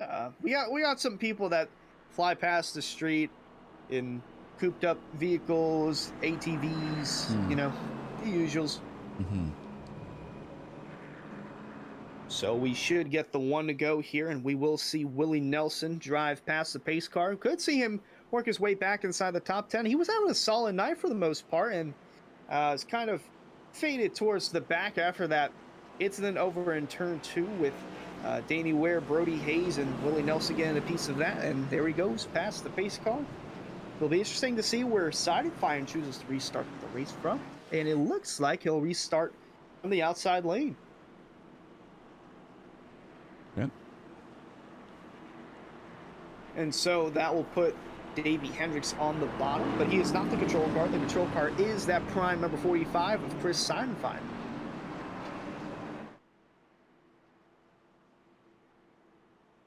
I think that puts the 55 of Adam Capps in a good position. Mm-hmm. If We'll the see. 94 gets caught up in the side-by-side pickle with the 45 of Sidefine, then he could make it 3 wide. I mean, why not? You're having such a solid run. This is a good chance at getting the win. We could go caution-free from here on out, but who knows? We'll go green with when they cross the stripe. 25 laps to go. Apparently he must not hit that outside retaining wall as hard as we thought he did. Because I don't see any damage on there, and he didn't really spend much time in pit lane if he did to take it out. I was going to say, I don't know if the contact was enough to have some damage. There might be some optional repairs, but he's probably pushed that to the side. Just like we'll push the pace car to the side. We'll let the field go back green here from Charlotte Motor Speedway. 25 laps to go. Chris Sidefine spinning the tires, restarting as the leader. Oh, that's going to be close. Oh, Alan Elwood and Adam Capps nearly 3 wide there with the 45 of Chris Sidefine on the older tires. Everyone else behind is on newer tires. Capps sideways. The 52 and 51. Carter Coop and Christopher Tate into the inside wall. Caution's going to come back out here in Charlotte. Boy, all sorts of chaos there on the restart, from Sidefine into Capps with a nice save off turn 2. And we have some cars spinning down to the inside wall in the back, which we'll take a look at with our one go replay. Looks like that's Bryce Senesac there. Coop, he just gets loose. Yeah. 51 had help. No, don't know if Coop had any help from that car right behind there. The number 77 of Jordan Martin.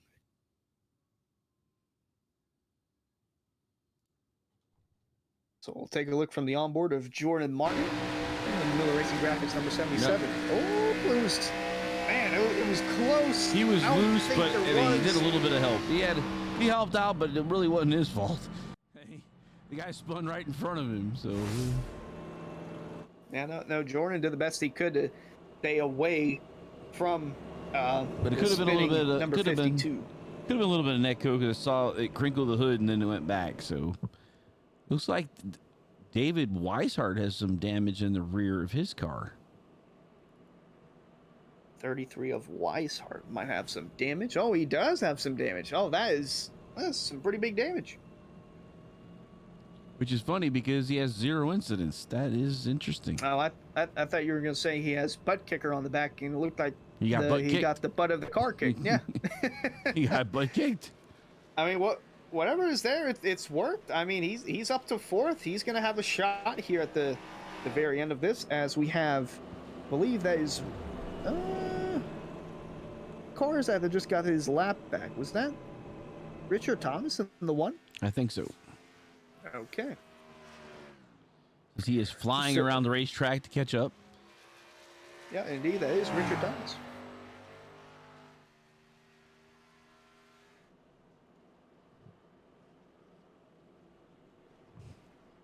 And so we sit under another caution here from Charlotte Motor Speedway towards the closing stages of tonight's area iRacing Shop 195 here for race number 9 of the Lodgebox series.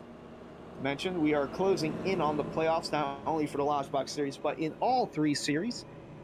We have Charlotte for tonight, and then we're going to go to Gateway for the next week, Nashville, and then Talladega, and then we start We're going our to Coda. 5-race playoff schedule.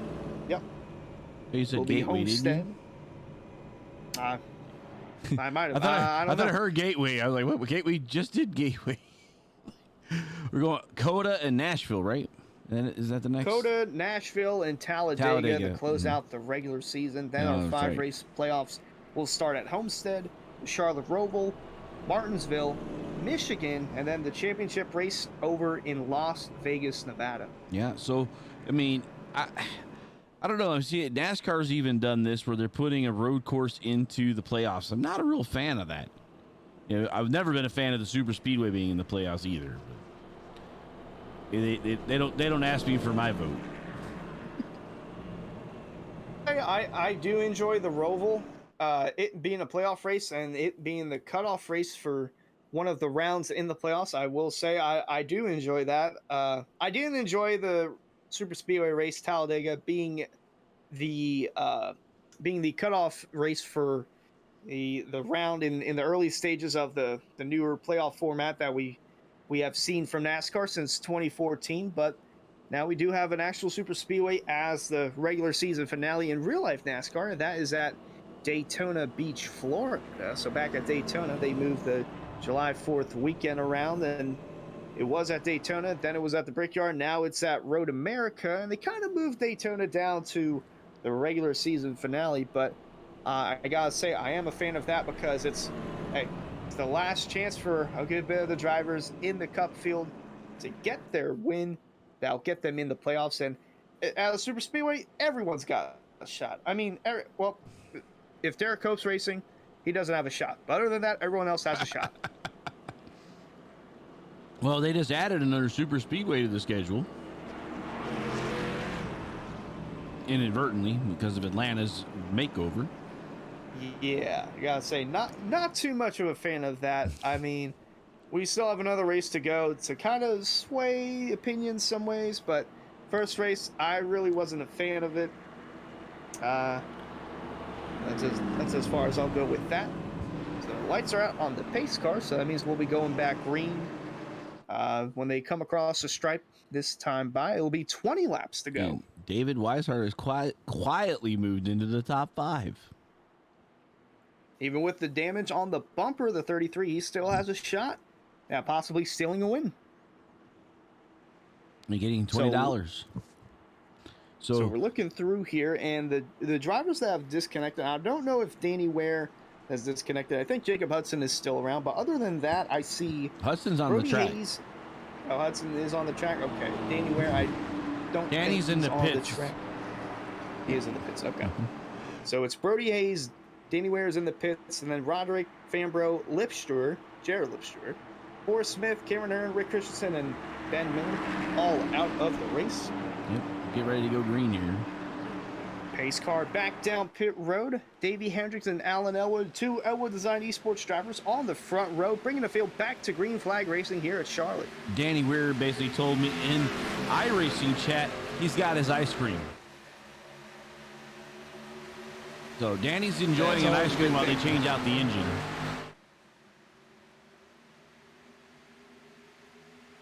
Davey Hendricks had a solid restart there. Elwood Cap still running in third. Battle for fourth between Shane Therian and David Weishart.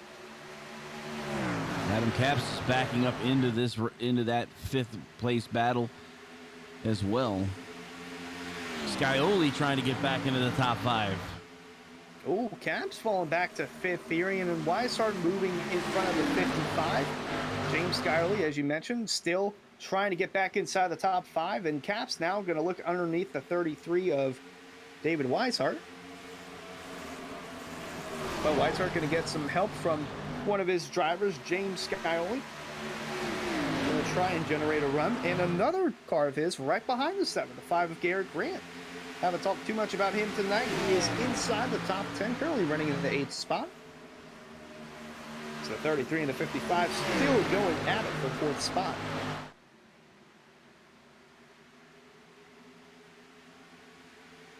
Boy, the top three cars on the track are all Elwood Design Esports drivers. And for the team championship, only the top two in the team will get points for that. So Hendricks and Elwood currently running 1-2 right now. They will get the most points for their team.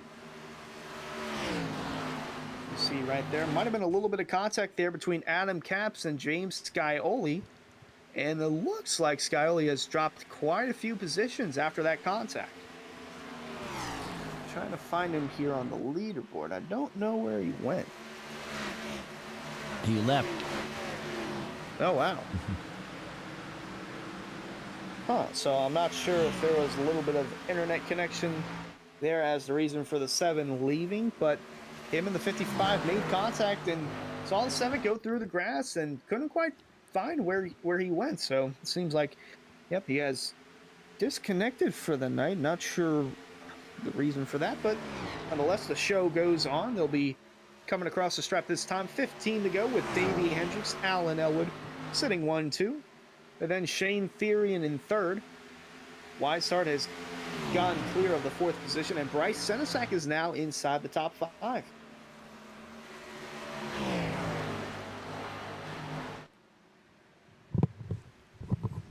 So, yep, Elwood and Hendricks starting to spread out the rest of the field.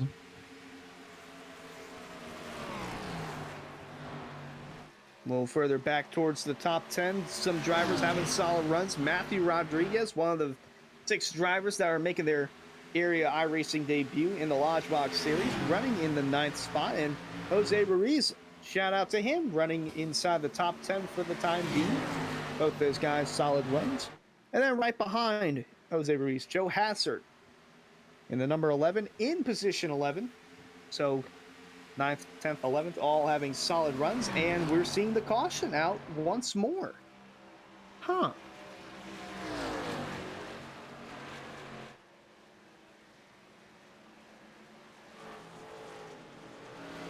it looks like it might involve the 6 of Andrew Santo.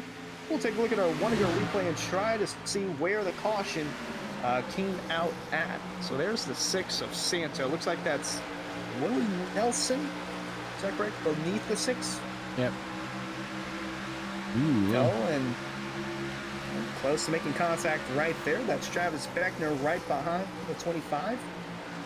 Oh, Nelson got loose there on the bottom, keeping it straight. Gonna try and slide in front of the 6. He will.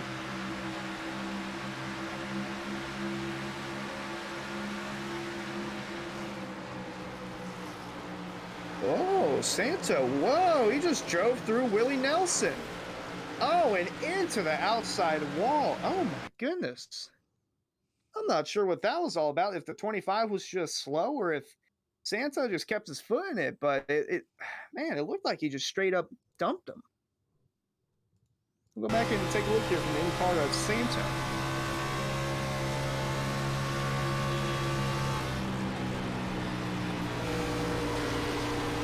Man, it seems like Nelson's just going a little bit too slow through that corner. Oh, we'll see what the admins say on that one, if they deem that a racing incident or Nope. at the fault of... It's Santo. They said 6 to the back. Yeah, so it looks like the decision has already been made. Andrew Santo going to get the EOLL, end of longest line.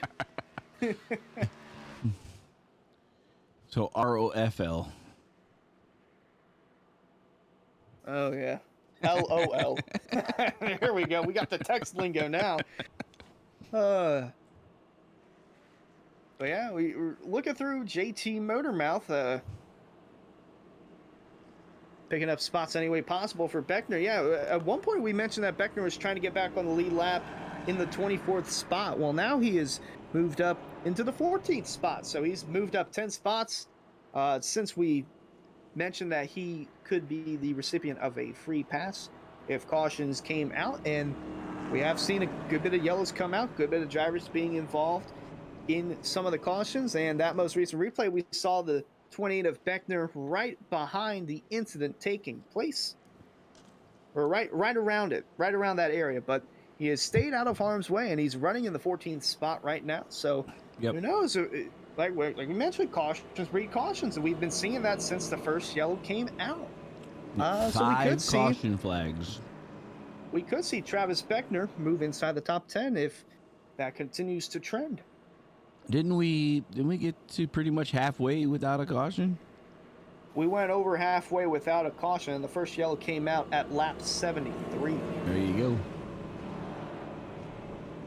And like we said after that first call, well, I said after that first yellow cautions, breed cautions, that's something we could see, or we could see another long green flag run.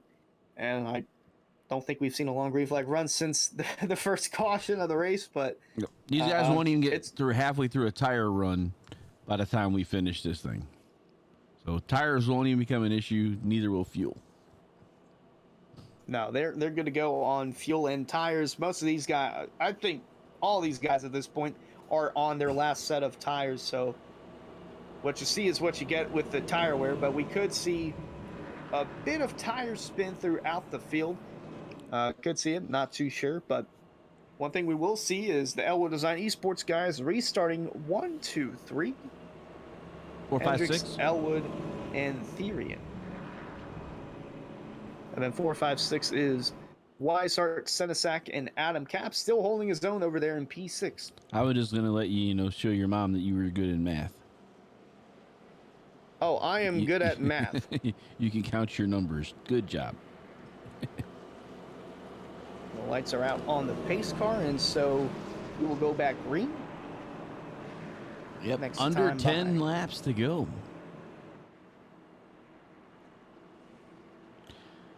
So I'll take this opportunity to tell our viewers we do one and only one green, white checkered restart here at Area Iracing.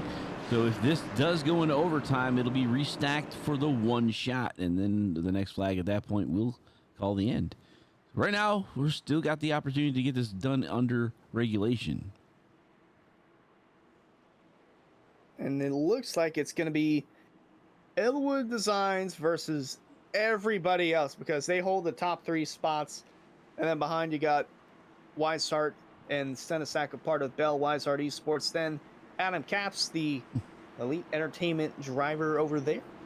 Garrett Grant, another Bell Weishart guy, and Jordan Martin, an affiliate for Bell Weishart Esports. And then a couple of guys just running on their own. Matthew Rodriguez and Jose Ruiz, 9th and 10th. Going to be restarting there. The pace car is going to make his way onto pit road.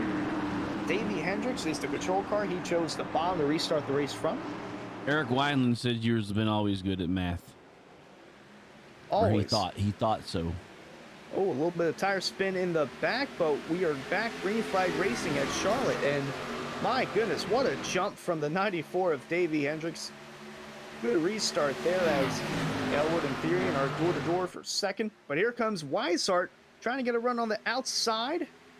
38's going to come up, and the 33 is going to come down. I'm just wondering if he's got a car to actually muscle around these guys. He's got to contend with 3 teammates. They're not going to make it easy on him. Oh, no, but they're all on the same pace. They're all on the bottom, trying to find a way around the 38, but Therian clears the 33 down the front stretch, and the 94 of Hendricks continuing to lead. Elwood on the bumper. Senesac and Grant looking to go past the 55 of Adam Capps. Going to fall down to P7.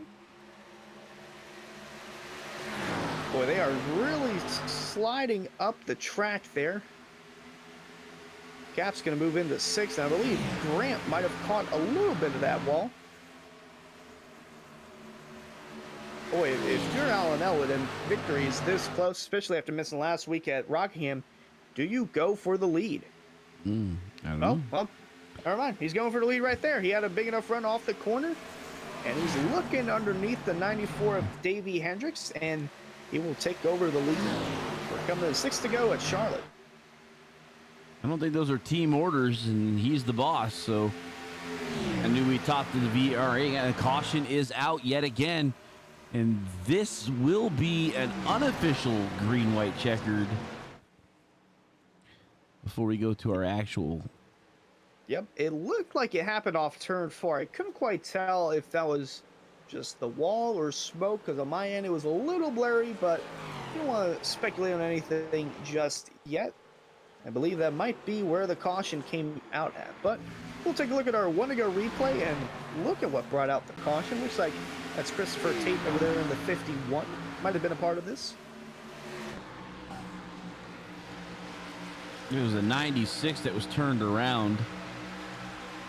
That is Cody Lipster, the other Lipster brother. So there's Tate. Oh, that is a Contact what? right there. What is it again? What is that? We call that something. It was not a Louisiana dive bomb. It was an unsuccessful but it was a dive bomb. That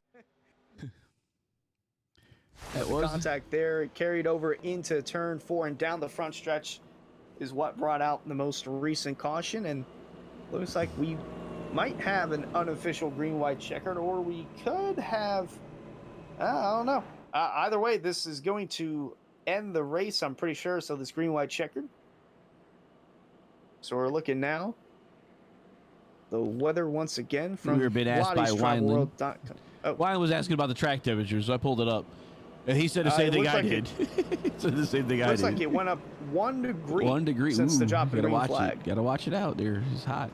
But Eric Wine was talking like I did, that was an unsuccessful slide job. Yeah, it was unsuccessful indeed, because it resulted in another caution coming out. I believe that's caution number 6 of the race, after we went for the first 70 laps or so without a yellow. And we said caution breed caution, and it looks like that's what we've seen in the second half of this race. And I think this race is going to end with a green-white checker. So as Harold mentioned, in area Iracing, we only have 1 attempt at a green-white checker. If the caution comes out before the leaders come around and get the white flag, then the race is over at that point. But if they do get to the white flag lap, then the race will end under checkered flag conditions. So there will not be a yellow, cannot be a red flag. Once we cross the stripe and get the white flag, the checkered flag will end the race. So the whole field correct, there won't be a yellow. Whoever gets back to the line first wins.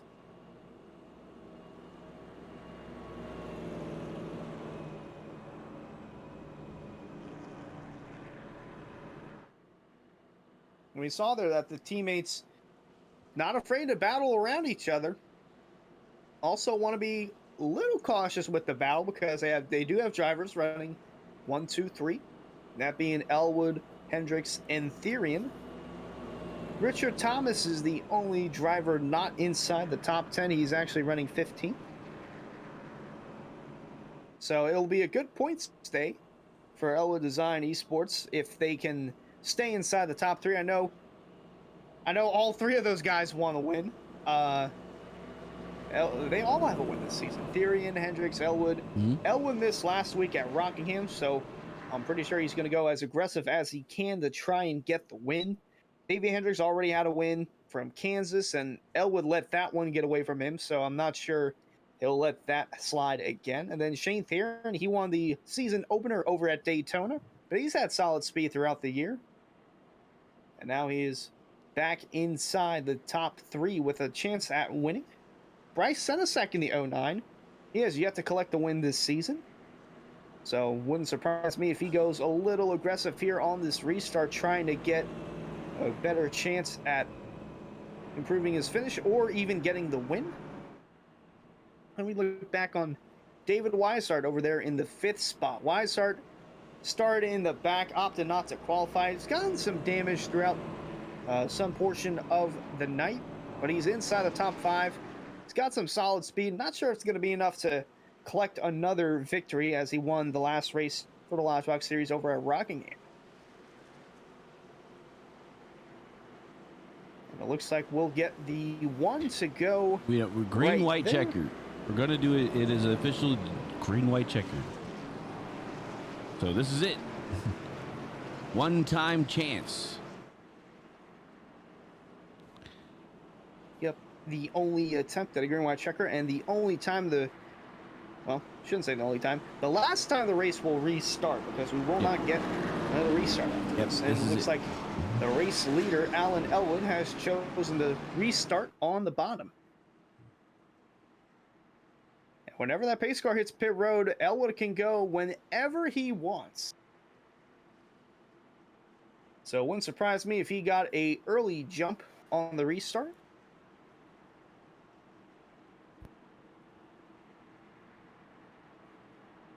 And we're looking through for JT Motormouth as Travis Beckner, he's slowly creeping in once again on that top 10. He is going to restart in the 12th position. So Travis Beckner might have a shot at the top 10 here.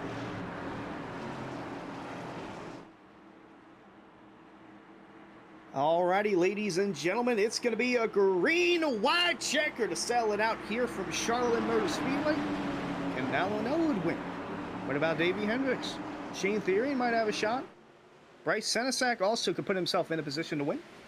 Here we go. Green flag flying for the final time at Charlotte Motor Speedway. Therian had a wheel hop, able to put the brakes on it to get it to square back out, which slowed Weishart on that inside line. Big jump there for Elwood. Senesac. Here comes Senesac looking to the inside of Therian, trying to get the third place. Hendricks holding on to second, but up front, Alan Elwood continuing to lead the way. He's going to come off turn 4. He's going to see the white flag in the air one final time around Charlotte, presented by One to Go Studios. So, if a flag comes out, they'll still have a shot to the first guy to cross the line. As Alan Elwood comes off turn 2 and down the backstretch for the final time, they're door-to-door for that top 5 spot. They're 3 wide for 5th, heading into turn 3. But working his way off turn 4 for the final time. Alan Elwood missed last week at Rockingham. He comes back in a big way and wins at Charlotte. And they're crashing, coming to the line. It's going to be Adam Capps and Joe Hassard spinning across the stripe. Capps is going to come home in P6. Man, what a battle towards the back for that 5th position. But up front, Elwood Design Esports taking home the podium positions. Alan Elwood first, Davey Hendricks second, and Shane Therian third.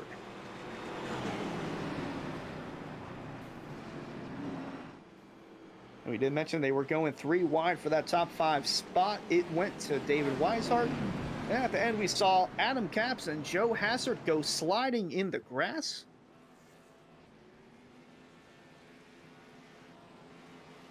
And there's the 49 of Alan Elwood, going to celebrate through the final couple of turns from the Roval onto the front stretch here at Charlotte Motor Speedway. And we'll talk to him, I think right now, I think we just brought him up.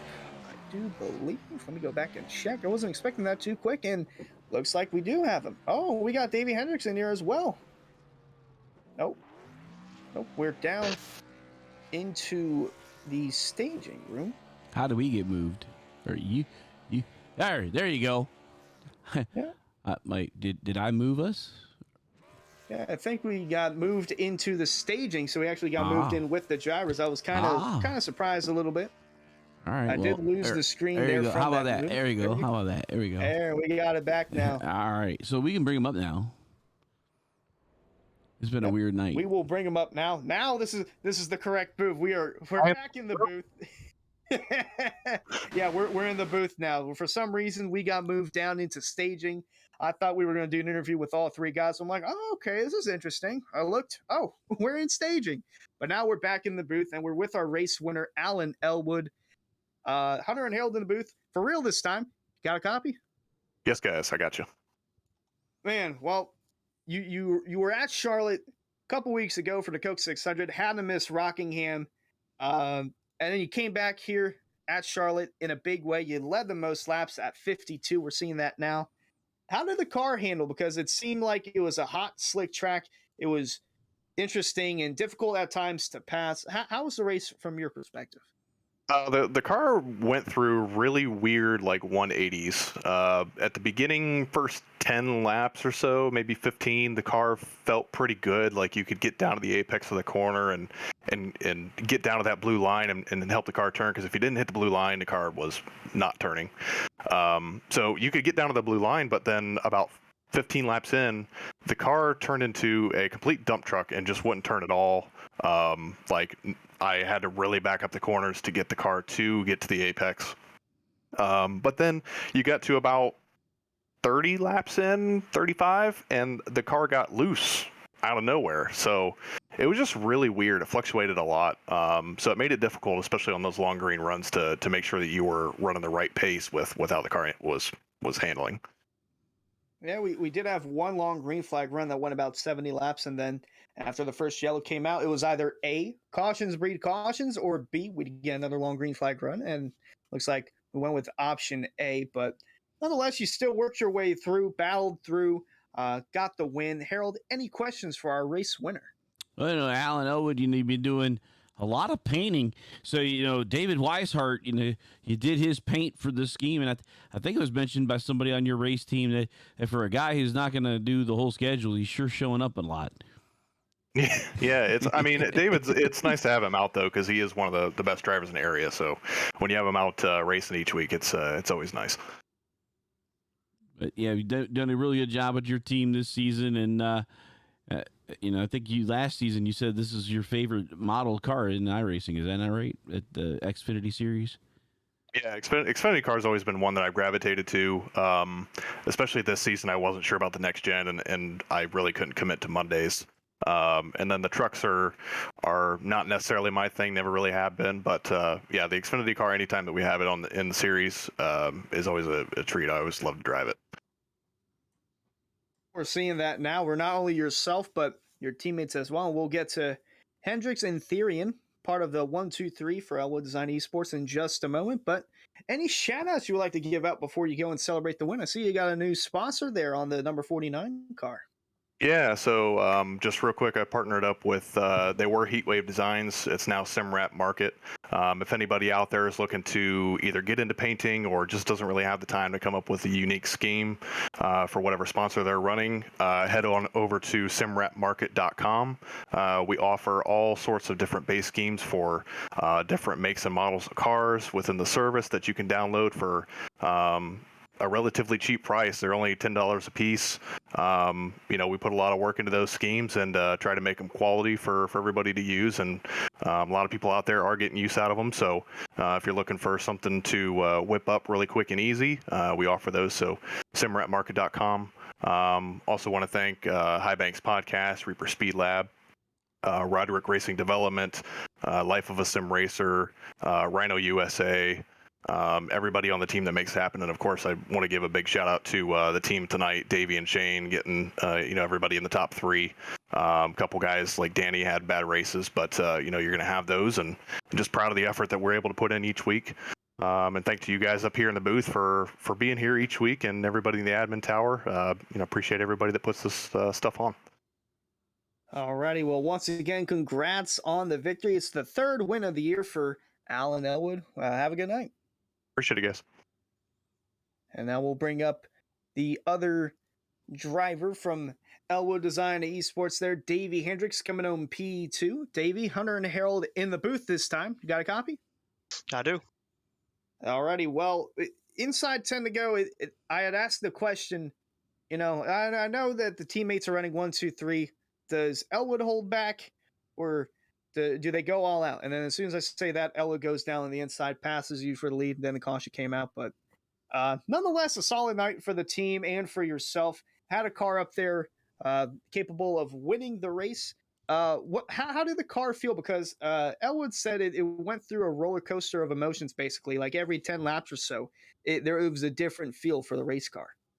Yeah, I agree. I think as tires wore, it went from a very tight car to, really loose coming off corners. I feel like earlier in the run, I could be, flat-footed, come out of a corner and be fine. But if I tried that 25 laps into a run, the car would have come around. I thought the car would do the opposite of that. I figured we would start out a little bit looser during the day and then get tight, but it wasn't even close to that. But I liked it on old tires. I didn't mind the car getting a little bit looser. I was all for it. Alrighty, Davey. Harold, any questions for our second place driver? Just another good run by you guys, and pretty cool that the three of you guys have moved yourself up in 1, 2, 3 tonight.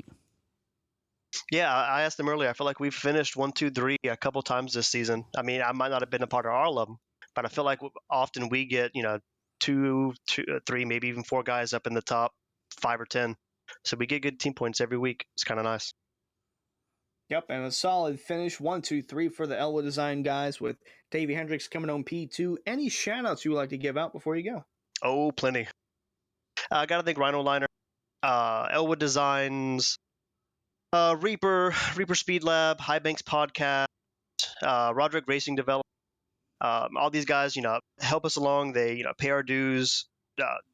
Let us be here every week. We put their sponsors on the card, hoping we get good runs for them. I'm happy we could get 3 different primary sponsors up in the top 3 tonight.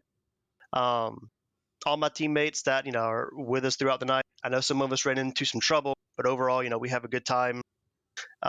Joking around and chatting, trying to keep it as light as we can. Everyone watching, all the admins, and you guys up in the booth. Alrighty, Davey. Congrats on the second place finish. Have a good night. Y'all too. All right, that was second place finisher Davey Hendricks, and now we'll bring up our third and final podium driver, Shane Therian. Shane, Hunter and Harold in the booth. Got a copy? I got you. Yeah, it's been a while since we've had you up here. Just haven't had quite the speed over the last few weeks or so, but tonight it definitely showed that you had a car capable of winning the third place car out of the Elwood Design podium, we should say. How did the car feel? Because we asked Elwood and we asked Davey, and it felt like it was a roller coaster of emotions every 10 laps or so. I hated it. I was complaining the entire time. I was not happy. I couldn't save the right front. I was a lap down at one point. I blew a right front. I don't know. I didn't like the car. It was awful. It just it was like, even in clean air, it was like I had a car directly in front of me and I just could not turn. I don't know. I could figure it out. I don't even deserve third place, I feel like, but I will take it. I would say it sounds like a little bit like Kyle Busch. Oh, this car stinks. Worst car I've ever had. Drives inside the top 5. It just seems a little bit like that. Oh man. Well, solid run there in P3. Harold, any questions for our third place driver? Well, you say you battled the race car and you got to a podium. That's pretty much not. We always say we had a 10th place car and found the top 3. Something like that.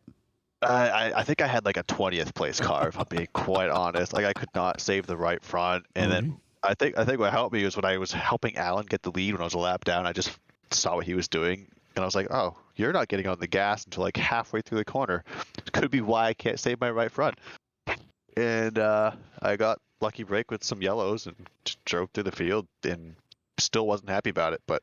Yeah, I'll take a third. I mean, I finished 4th a lot. I was always one away from an interview, so it's nice to get one finally. Yeah, absolutely. A solid third place finish there, and a solid night overall for the Elwood Design guys, including yourself. Any shout-outs you would like to give out before you go? Yeah, I'm going to thank the team, and you got High Banks Podcast. I had Roderick Racing Development on the car tonight. It's the first time, and Alan just said, "I made you a scheme. You're going to have to run it." I was like, well, okay. And then, of course, Elwood Designs and, you guys for broadcasting. I have to go back and watch it. And then, of course, Area.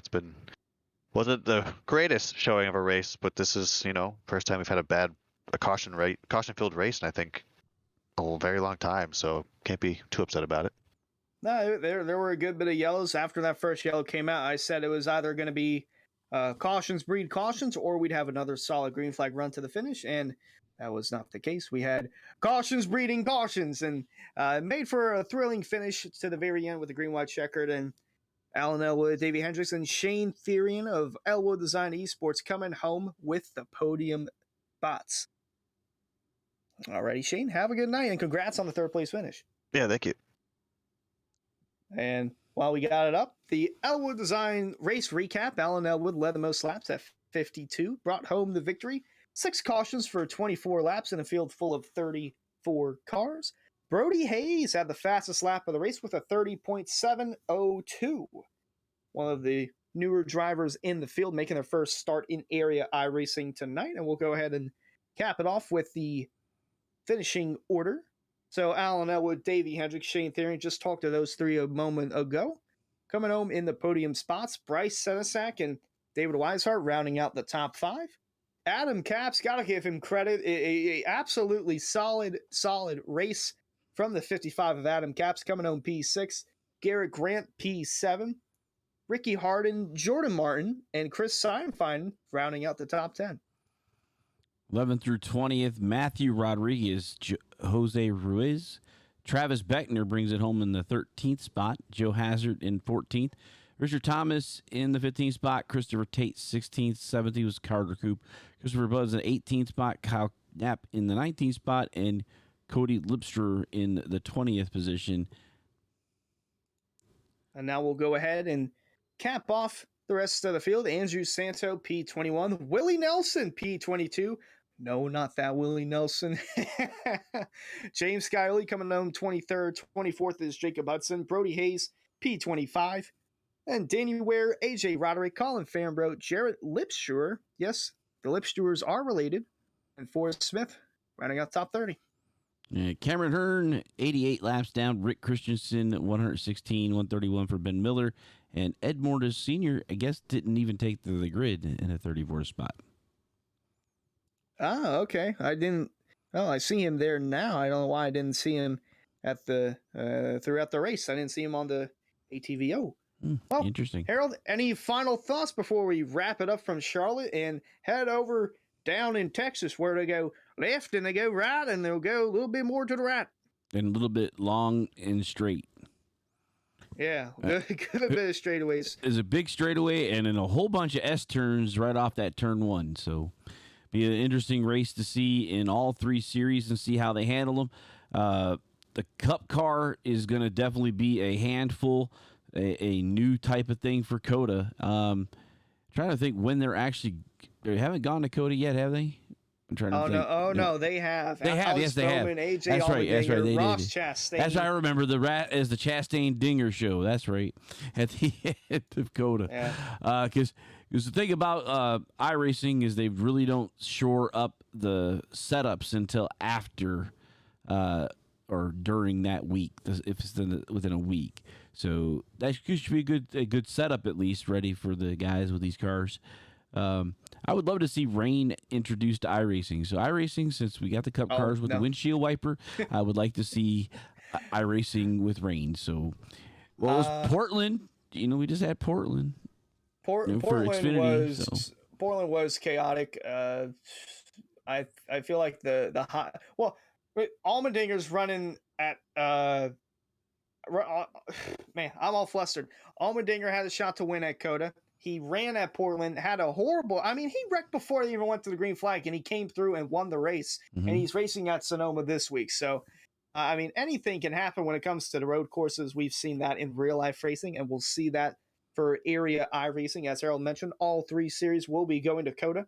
Monday night will be the Cup Series. Tuesday night, the Truck Series. And a week from tonight, the Lodgebox Series. So all 3 series going there, and all the races start at 8:40 Eastern on the Area iRacing Twitch channel. And from everyone up here to make this possible, Harold Darner, executive producer. I am Hunter Sleppy saying so long, and we'll see you at COTA. What an exciting race brought to you by Wendigo Studios. Here they come out of turn 4 to the white flag, and it's 1 to go. Thank you to all our sponsors, drivers, and viewers. We'll see you at the next turn.